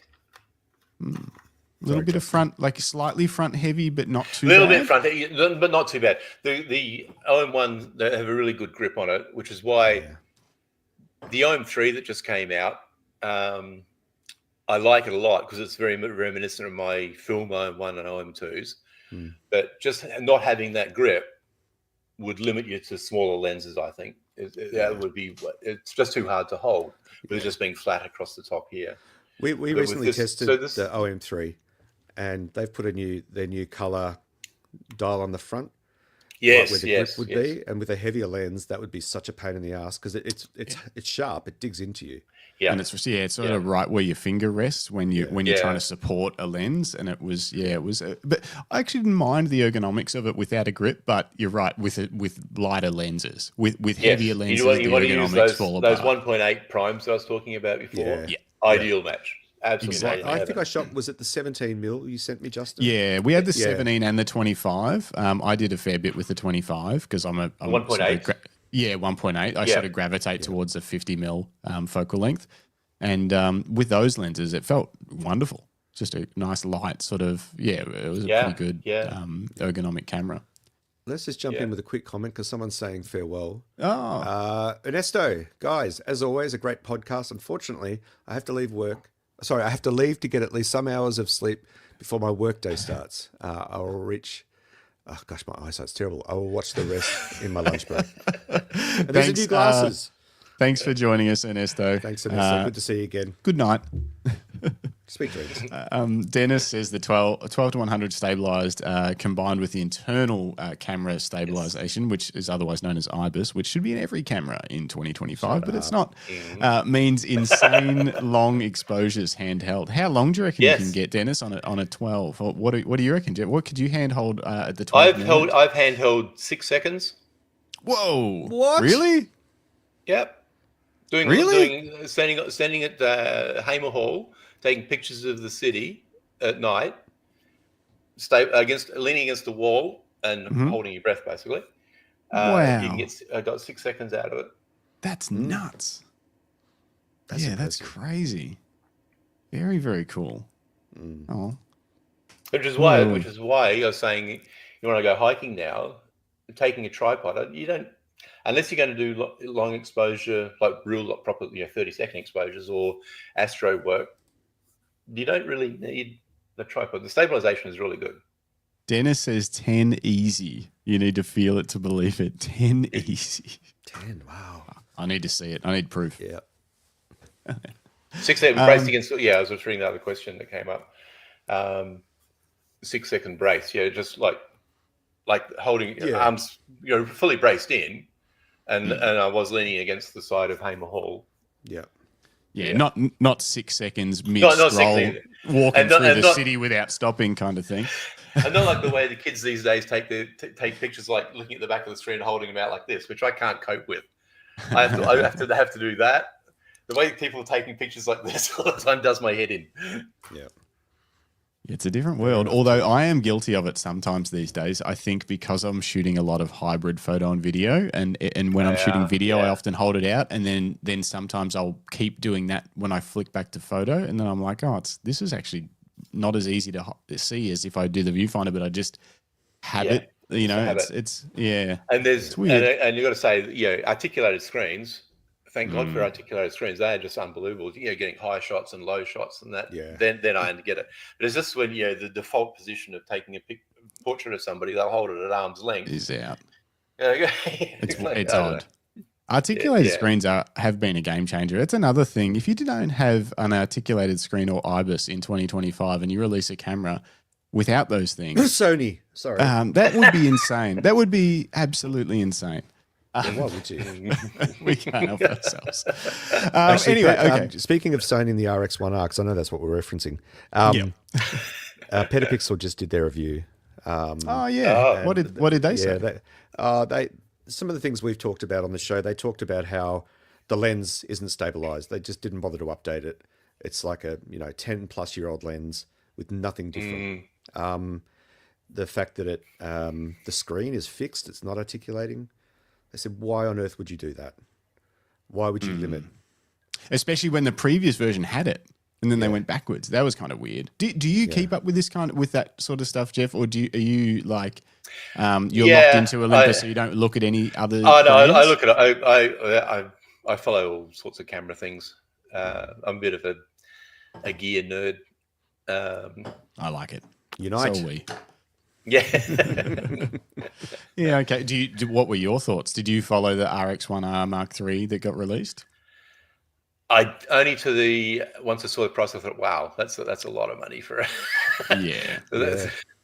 But to be fair, that is happening a lot lately. Fujifilm cameras, new cameras. I mean, putting aside the tariffs, even before those idiotic tariffs came into play, the prices were already marching upwards. They were, yeah. Well, I can't pay. I mean, if I wanted to get an 1 Mark II, it would cost me the thick end of $3,000. And I think that's a lot of money to spend on a body. So I've got, I wait for a year, and then I always try and get my bodies at around the $2,000 mark. If I can get something for under $2,000, I'm a very happy chappy. Yeah. But I can't pay full whack for a Mark II body. I'd love to, because it's got some things in it which I really, really like. More of this computational stuff, graduated ND filters built in. I mean, wow. Yeah, the ND filters that are in there now are really good, and I do use them a lot. But having graduated NDs, where you can clever. Wow, that's just next level. Yeah, that's huge. Do you still, even with like computational, do you still edit all of your images, or do you try and shoot anything JPEG where you're like, I'm happy with that just as it is? No, I always shoot raw, and I always put it through Lightroom and tweak it. Yeah. Yep. Okay. I don't. Editing. I say I don't mind it, but then after I've done, like, July was crazy for me. I had, I think, 11 different studio shoots, and then having to edit those, and I just kept telling people, like, okay, you got to give me a month to sort of get through, catch up on all the backload. Yeah. But I don't mind the editing process. It's just another way of,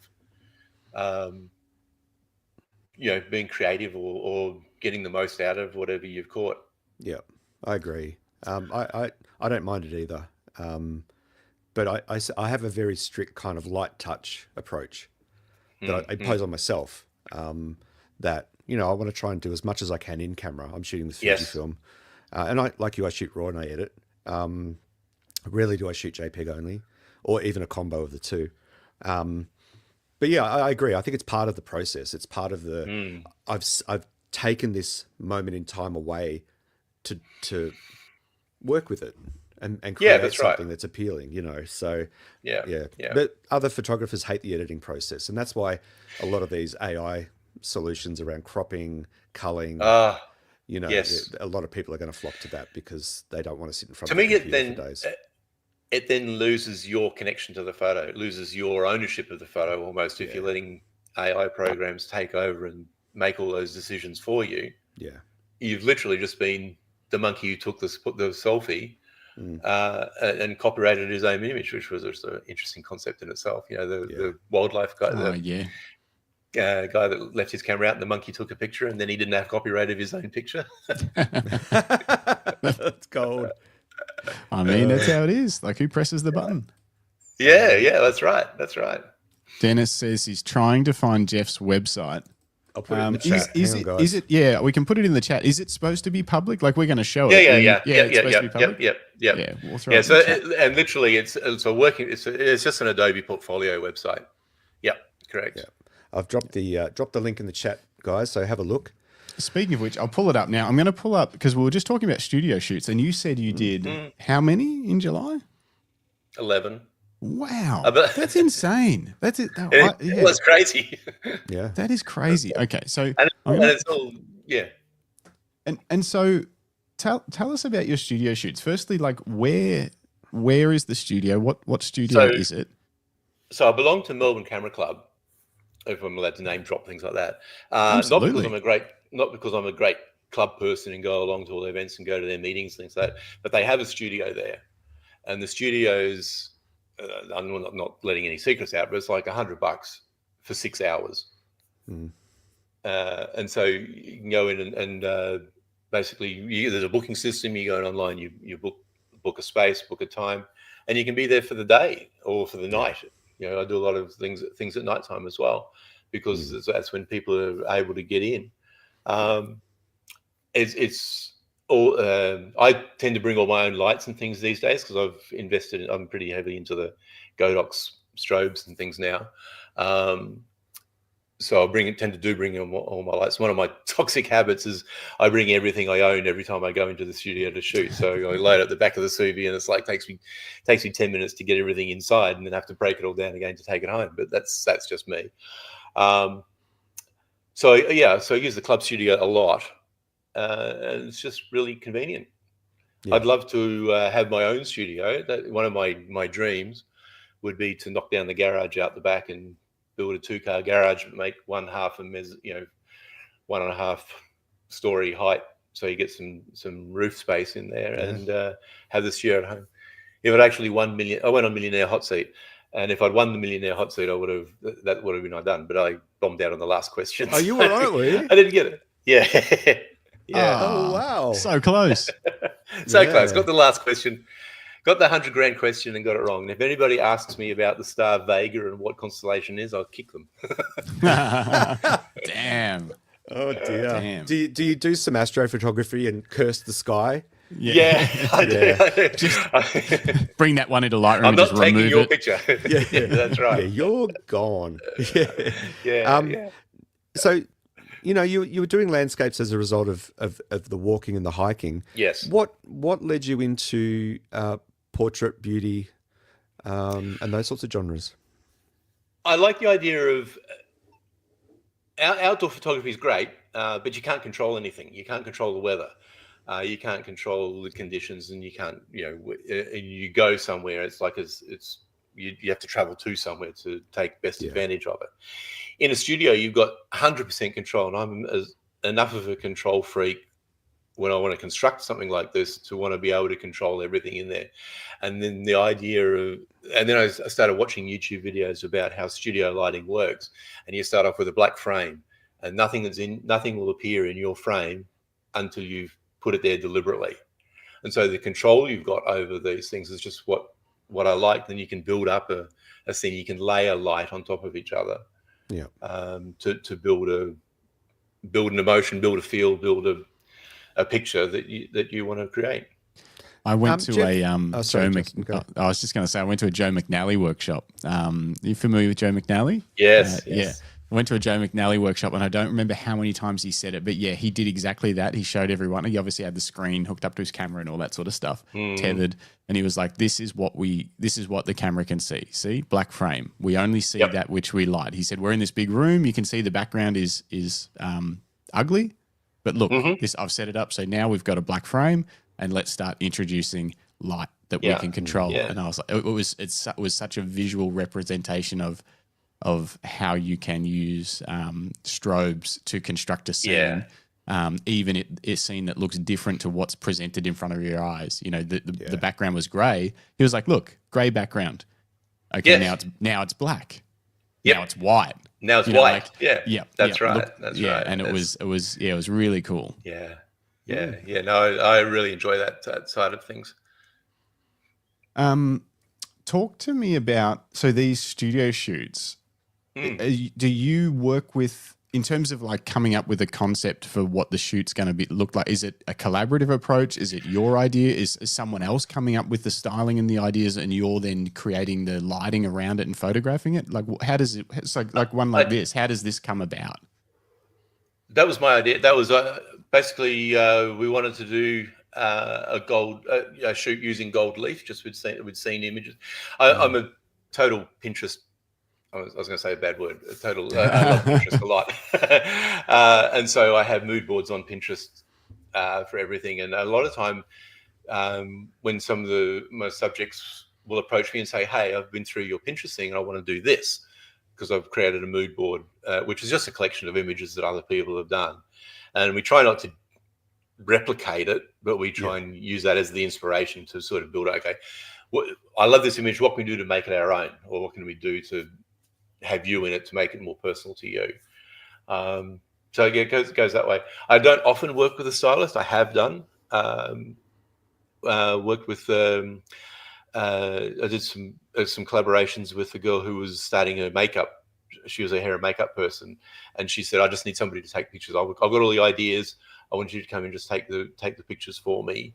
And then it just became a big collaboration between her, me, and the models that we had coming in. But this one, this is a good friend of mine who I've done a few shoots with her now.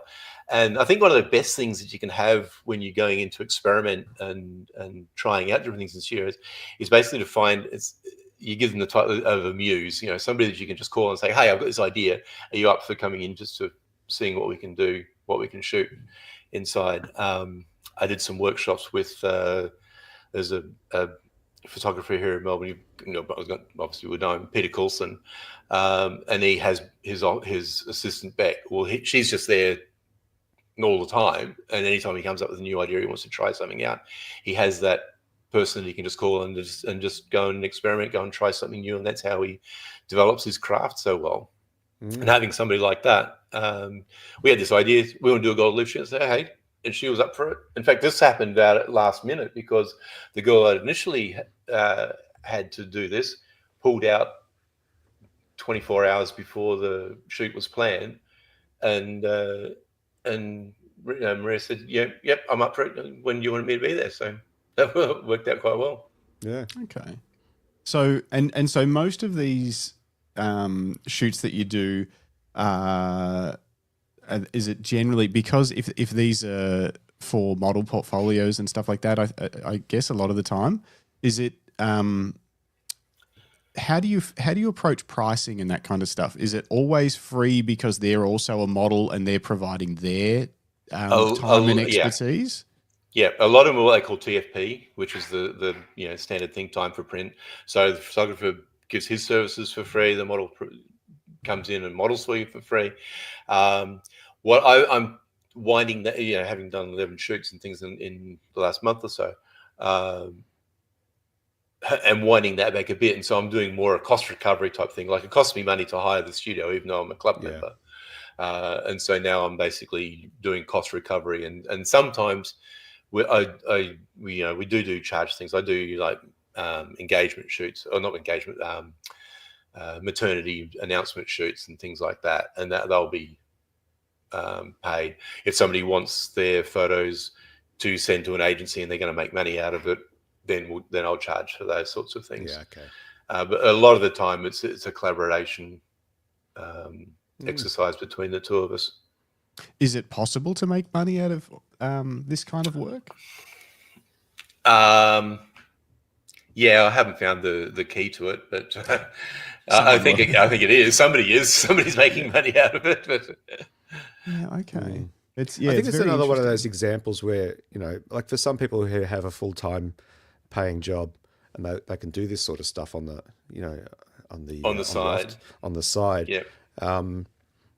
But also, I guess we don't have to make money off every genre of photography, but like yourself, having an alternative revenue stream with the school and the graduation photos gives you the luxury or the freedom, say, to pursue these sorts of things, knowing that you're not going to make a buck out of it.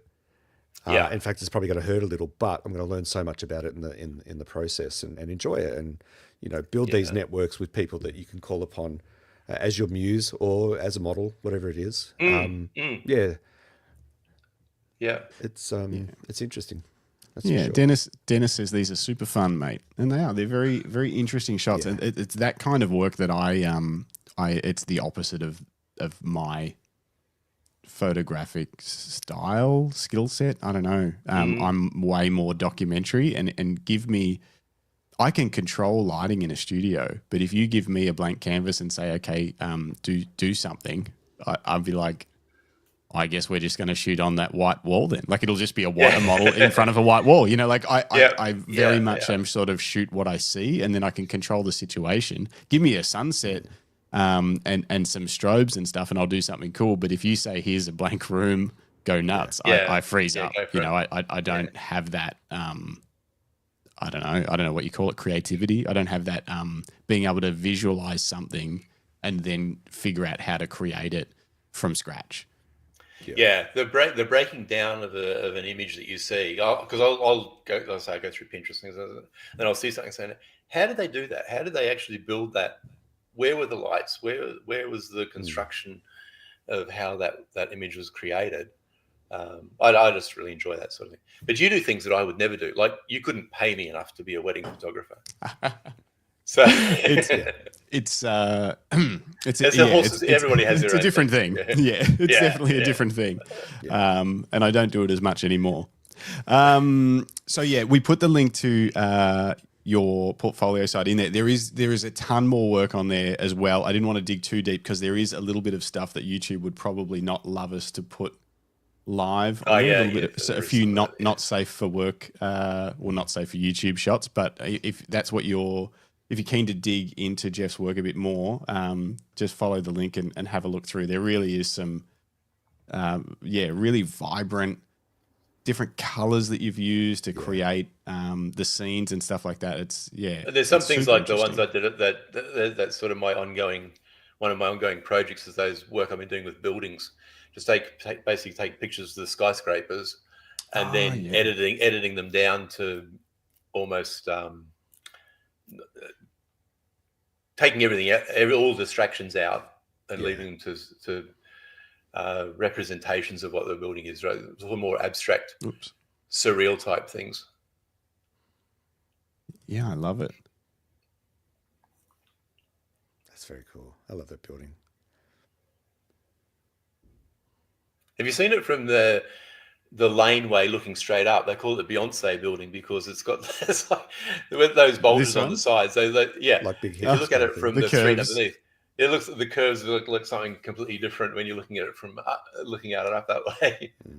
You could almost imagine a dress with those same like these like one of those a sequiny dress that has these same ruffles kind of on it or whatever. Yeah. Can you picture that? Can you, Justin? I can actually. Very interesting. Cool. So, and such a different, such a different style as opposed to building something out in the studio. To be sort of walking around the city looking for compositions or abstract shapes. Well, that's one of the things I mentioned when we were talking with Greg, setting this up, was that people come in and say they're a landscape photographer or Nick with his sports photography, and that's like I don't have a niche, and I don't really want to be put into a niche. I sort of do photograph all sorts of different things. Yeah. But there are some things I really enjoy. I really enjoy the work in studio and building and playing with light and building light. But then the landscape stuff I love because I'm outdoors and doing the hiking and this thing with tall buildings. So strip them back to their essentials and go from there. Make it more graphical images rather than photographic images.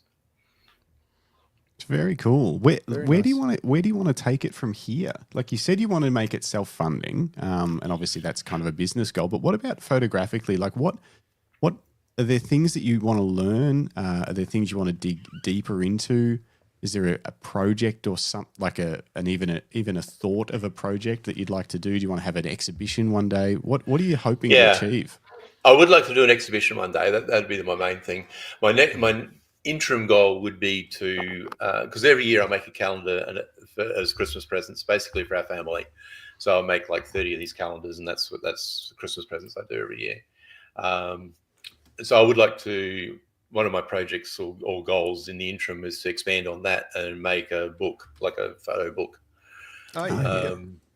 And get things out that way. I think that's also a really good way of showing your work better as well. Websites and all that are fine. And this mate of mine who's actually in Arnhem Land at the moment, he's been creating a book for all of his travels when he goes on something. And it's just a great way of saying, oh, you want to see what my trip was? Instead of going to a website or looking at it on your phone, which is the image is only this big, you say, here's a book, go your hardest. And it's like printing your work out. I used to have a printer, but I was printing that irregularly every time I would print. I have to spend a fortune on ink just to get the heads unclogged and things like that. So I don't tend to print myself at home anymore. I print some external outside things. But having that physical manifestation of your work, I think is really important. And that's a photo book would be a good thing to. Yeah, we've often talked on the show. Next interim goal. We've often talked on the show about people, and just as a conversation topic in general, around who do we take photos for and why do we take photos now, when often they're consumed in a fraction of a second as people scroll. And we've talked about printing and photo books. And I encourage any photographer, regardless of your skill level, if you haven't printed some of your works, like if you're new to the genre or you haven't printed, just get some prints made. And photo books can be really cheap and easy to make. You don't have to go, glossy hardcover with a hardcover sleeve and, gold foil all over it. You can go for a really simple, almost even a zine to start with. Just create a foldable zine that you're proud of. I think it just changes the way you see your images. Yeah, for sure. I have put images up when I was at PSC. We would exhibit. I've been in local papers and things like that with imagery and seeing things, and I have put single images in exhibitions. I haven't gone down the photo competition path like the APP or anything like that, although my lecturers at PSC keep saying I should, and I go there and I look at what's up on the screen and think, yeah, I really should do something with that, but I never do. But seeing them printed is a totally different feel.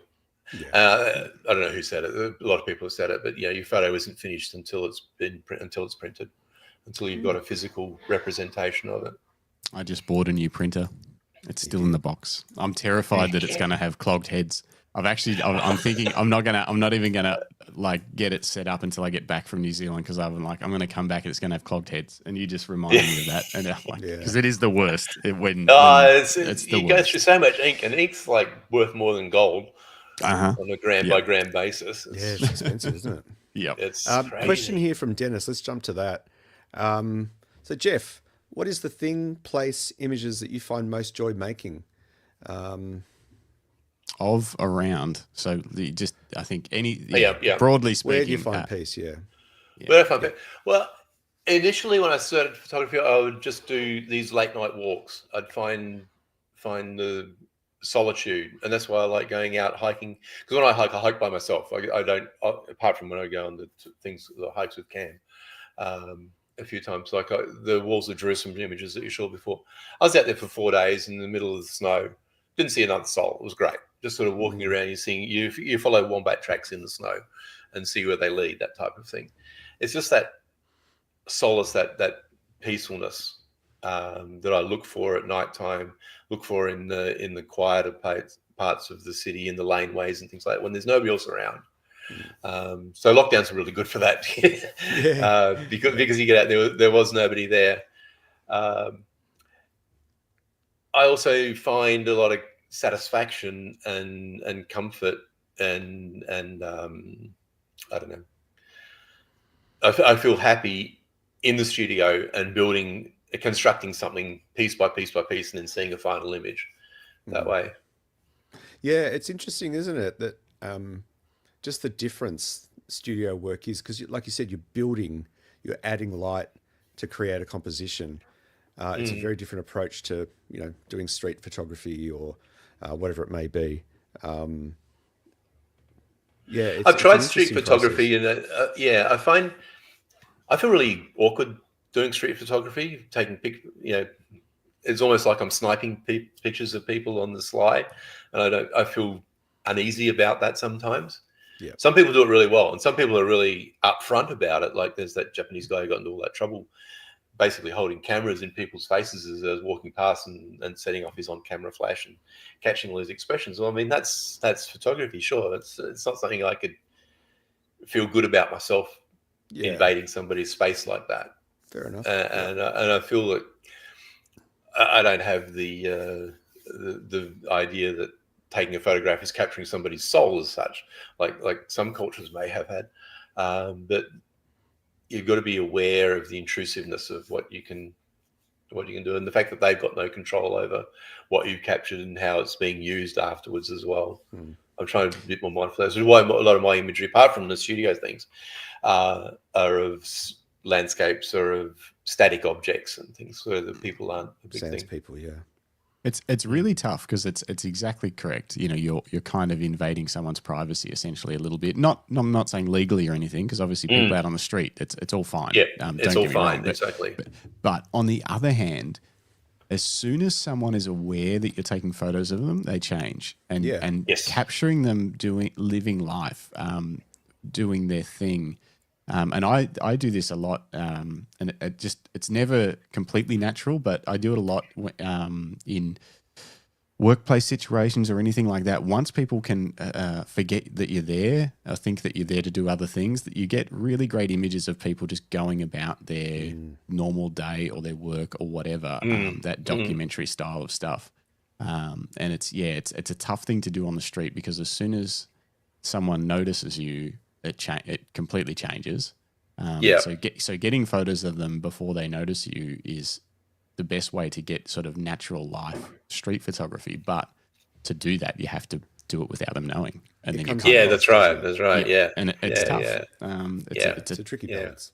The other way of getting around to sort of. Sorry, you go. I was just going to say,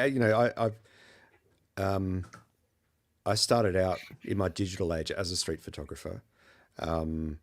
And I had my own reasons for that, but it is getting harder.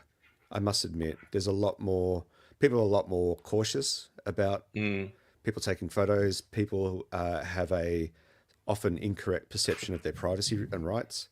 And sometimes it's not worth having those arguments with people. It's just, look, I'll just delete it. Here, look, it's gone,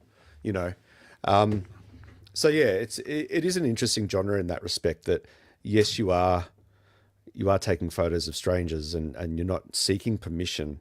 But like Justin said, I've always found that, and I have done street portraits where you ask permission, but it completely changes. And how that person is connecting with the light and the space, it completely alters it. And their defenses are down there, their natural, so it's whatever masks they choose to wear on that day, but the defensiveness isn't there, But I also recommend and encourage the people that want to do street photography to create your own work ethic around what you will and won't capture.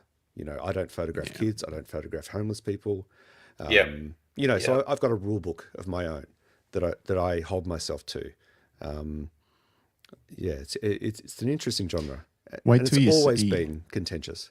Wait till you see some of David Mascaro's images, his film photos that he sent through for Monday's show from San Francisco, and it's very much that street portrait style of thing, engaging with people. It's very different, but they're really beautiful. It's not something I think I could do, but it's pretty cool.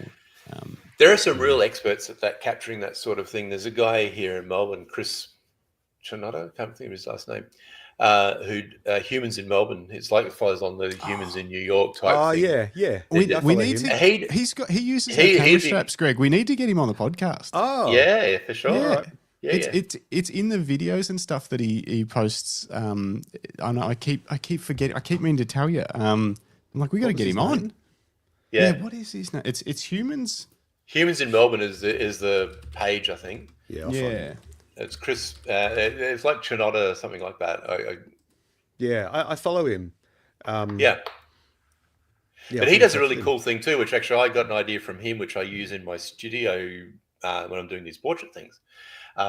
Is that I'll do, because I have the two cards, I'll shoot RAW on one and JPEG on the other, because I have one of these little Canon selfie printers that print out a 4x6 postcard. Yep. And at the end of the session, I just get the subjects to go through the back of my camera while I'm packing everything down to choose, 2 or 3 images that they like, and then I'll just print them directly off onto the little printer, and they take that away as a thing from the shoot. Well, Chris has been doing videos where he's been doing street photos, unbeknownst to the subject, sitting in a corner somewhere, printing them out because he has his printer's battery operated, prints them out and puts them in a little 4x6 frame, and then while they're sitting having a coffee, he'll just sort of turn up and give them a framed photo of themselves with the guy driving the tram. He's taking a picture of the guy driving the tram, and then next stop he's handed him a framed picture that he's done as a street photo. It's a great little concept. Yeah. That's brilliant. That is really brilliant. LTK Photo says, I really enjoyed doing street photography in New York City when I went. And I think that's one of those things as well. Sometimes getting out of your own local area, and particularly country, even for me, like when I was traveling in Vietnam, it feels so much more natural to be out on the streets photographing. And I don't know what it is. And the only thing that Greg and I have talked about a lot, the only thing I can put it down to is my lack of knowledge. Facial hair.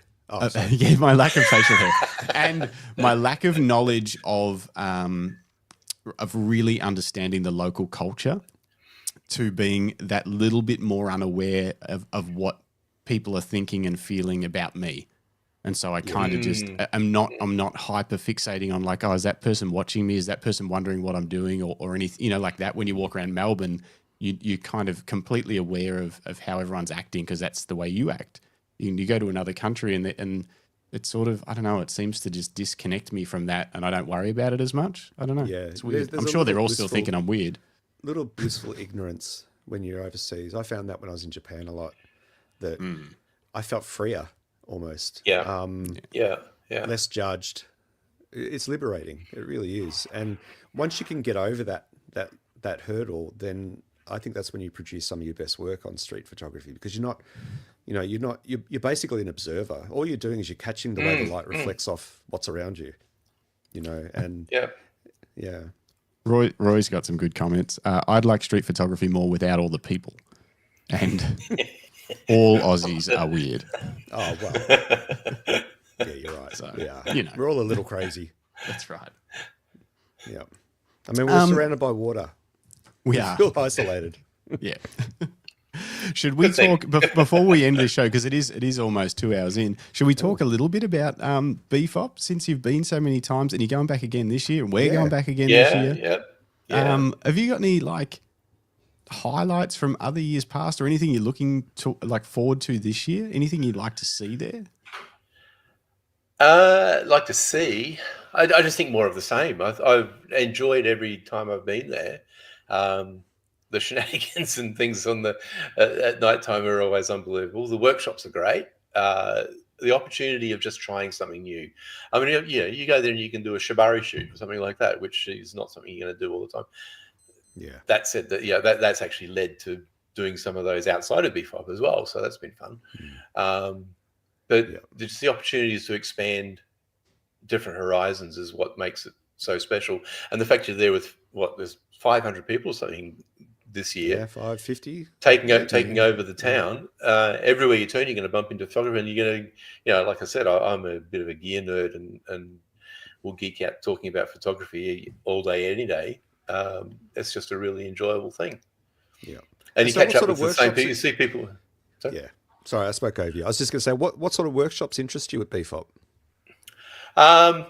I've done a lot of the landscape ones, basically because they give you, there's opportunities to get to places that I haven't been before. I did Brendan's, he was about with Cam's podcast, did his big bus tour with Charlie. Oh, did you? I was speaking to Charlie earlier in the week. Yeah. Okay. So how did you find the bus trip?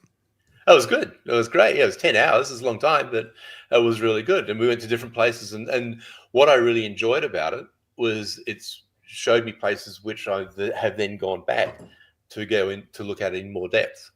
And because you need to discover some of these places. And Charlie lives up. He's Mount Beauty. That's his backyard. And so he knows the places that are good to go. Yeah. Where it would take me, I could find them, of course, but it'd take time and effort. And this way, of sort of go, well, these are the highlights. This is where you want to go and explore deeper. And one of my hikes, true of a lot of BFOP stuff. It leaves you with a little nugget that you can kind of take away and go, well, hang on, I'm inspired. Let's explore that a bit. Yep. Well, it certainly did for me. How many weeks, Greg, did I do those sequences of 12 images before I got too busy to stop doing them? But so I did a workshop about creating a series of was Chris Hopkins' workshop about creating a series of images. What was it called? Photo essay. Photo essay. Yeah. Yeah. So then for weeks after that on the podcast, I would submit a 12 image photo essay. And we'd look at the photos. A lot of feet pics. A lot of feet pics. No, I think you were photographing your feet for a different channel, but it did get only tricky. Feet. It did get tricky towards the end, and then I got too busy and had to call it. But I would like to revive something like that. I've actually been thinking about my trip to New Zealand, about what I want to get out of it photographically, because I'm not some mega landscape photographer that plans out specific locations and lighting and all that stuff. We're going over there to sort of enjoy our travels and explore. So I don't want the trip to be going North Island or South Island. South Island. Yep, in a camper, which is obviously, it's beautiful. You point a camera in any direction and get great photos. But I'm like, what do I want to come back with? And I've been thinking about it, and I think the easiest frame of mind for me is I want to come back with a set of photos that help me explain our trip and what it was like to be there while we were there. So I'm going to approach it with that mindset. So more of a documentary style, storytelling style collection. Yep. So that each image. So if I pulled them up on the podcast and went through them, I'd be basically using them to prompt me to tell a story of our journey. And so I'm like, I think if I think about, I want to go over there and get all these great images of iconic New Zealand landscapes, I think I'll feel pressured that each photo I take isn't what I was hoping to get. It's not great enough. The sun wasn't setting or something, and you know what I mean? Do you ever feel like that, Geoff, where you're like, what am I going on this trip to capture? Yep. And I went with that. We went to, originally my wife's a Kiwi, and so we were across there in October, November last year for a wedding. And then we went back again and we go back there every January for family holidays. And I've never done the South Island. So the wedding was in Christchurch. And so we flew into Queenstown and I did all the adventure things in Queenstown in a day. And then we were supposed to do the road trip from Queenstown to Greymouth along the west coast. But there was a landslip and they closed the road. So we actually ended up coming up the centre. Which was still good. But, you're saying, got to capture the iconic things. Well, there's Lake Tekapo. That was really cool. You want to capture the Wanaka tree. How many pictures of the Wanaka tree does the world need? And when I got there, it was as windy as anything. There was no snow on the mountain. It was like, I've got a documentary picture of the Wanaka tree, but it's not what I went there to capture as the iconic photo. So we ended up in Greymouth, and we caught the Transalpine train from Greymouth back into Christchurch. And that was fabulous. That was a day there, and you just take all these, there's a picture on a website of these braided rivers and things like that coming through, just taken from the train as it comes. The landscape there is just fantastic. So you go there with the idea of what do you want to capture it, and if you're making images on your trip to remember and be the prompts to bring back those memories, then that's a successful trip for you. Hopefully, if you went there with the idea, I'm going to make a prize-winning entry. Wanaka tree photo. The world's best Wanaka tree photo. Probably not. And then you've got Dennis who says South Island in a camper. It's like shooting fish in a barrel. Yeah, that's it. I hopefully that's how I feel like. Yeah. Nick Fletcher says come back with a book. Okay, challenge accepted. I'm going to make a book of that trip. Okay, cool. I like that. Roy says New Zealand is infested with hobbits. I'll keep an eye out. Oh, the drunk wedding. Tell them apart by their hairy feet. Yeah, the drunk wedding photographers here. More feet. Yeah, more feet. Only hobbit feet. It'll just be a hobbit feet as I travel around. Yeah. I haven't seen you in a while, drunk wedding photographer. It's good to see you. I hope you're doing well. Okay. Anything else before we wrap up? Yeah, I guess what's next for you, Geoff? What's on the immediate horizon? Yeah. I think the next thing I do want to pursue this photo book idea. And start to actually collect. Now that I've pulled my finger out and the website's up and live and open to the world, I want to expand on that and collate something into a more physical form. There are opportunities to have exhibitions. I know a couple of people who've got galleries have said, just do an exhibition, have a print some work out and put it out there for the world to come and see, not just look at it on their phones or whatever. So that'll be the next thing. Yeah, that's great. That's the goal for so many of us. I think that is that physical exhibition. Scary, but very cool. Yeah. I'd be standing there being like, "What if no one shows up?" But yeah, that's right. You put on food and wine, and everybody comes. I was going to say, I think, and people always do, because if you've put that much work in and effort into pulling something together in person in a gallery, people rock up to support it, and that's what's really cool. Yeah, and I think if you're at the point where you're confident enough to display your works, you've already built a community of people, peers, supporters, people that love your work, people that you've, that have helped you get to where you are. They're the people that are going to show up for your exhibition. Fingers which crossed. Is great. We hope. Even the Melbourne BFOP contingent, I'm sure, would show up in droves if there was free food and wine. Free food and wine, that's right. Yeah, you'll get them all there. That's very cool. It is very cool. Yeah. Well, look, I think we just hit the 2-hour mark, almost on the dot. But I think we might wrap there. If you lads are okay to move forward with the day. Look, Geoff, I just want to say thank you for joining us today, for sharing so much of your journey, your inspirations, the work that you've created, and how you got to where you are now. And on behalf of the Camera Life, we really appreciate your time today. So thank you. Oh, thanks. Appreciate it. It's been really great. Thank you. Yeah. Well, we look forward to seeing you in Bright in a couple of months. It's coming up very quickly. It's August. Very tomorrow. Quick. Yeah. And BFOP is in October, isn't it? Mm-hmm. So clock is ticking. But we look forward to catching up. Check my accommodation actually. You probably should. I have a standing booking from the lady I rent the place from each year. Okay. But I haven't spoken to her since October last year, so I better check that it's actually still on. Yeah. Yep. If not, Justin's got a spare swag, I'm sure. Yeah. Hopefully, we've got accommodation, Greg. Don't do that. That tent site. You're making me anxious. I booked a tent site, but do you have a tent? Do that. You'll be all right. No, I'm going to bunk with you. I've completely lost my train of thought now. The thought of waking up in the morning next to Justin. But look, also I'd like to thank everyone who has joined us today in the chat, watching or listening along. If you're live with us, thank you so much for dedicating so much of your day already to the Camera Life podcast. And if you watch this back later, don't forget that Justin has offered to give away a brand new free lucky strap with the new special, what do we call it? Basket weave leather look. Yeah. Just got to name it. To the lucky person who picks the best name. We'll decide the name. Well, Justin will, it's his business, but we'll decide the name. And you could win yourself a lucky strap. But look, on that note, please make sure you like today's episode. Drop a comment. Let us know who you are, where you're watching from, what you shoot. And please subscribe to the channel and hit the bell icon button, because it sends you notifications when we have episodes approaching. But yeah, thanks once again, Geoff. It's been an absolute pleasure and a delight to talk to you today. I think that's about it, boss. Yeah, I'm going to play some music and check the comments. Hey. Philip Johnson says, thanks, Geoff. Lisa says thanks, and she said she's worried about Greg waking up next to my feet. I think that could be a concern. Or Justin waking up and I'm photographing his feet. For only feet. Dennis says, thank you, Geoff. Coffee date at BFOP engaged. John Pickett says, thanks all, great show. Drunk wedding photographer's interested in the free wine, so make sure he might fly across for your exhibition. Coffee from Roy.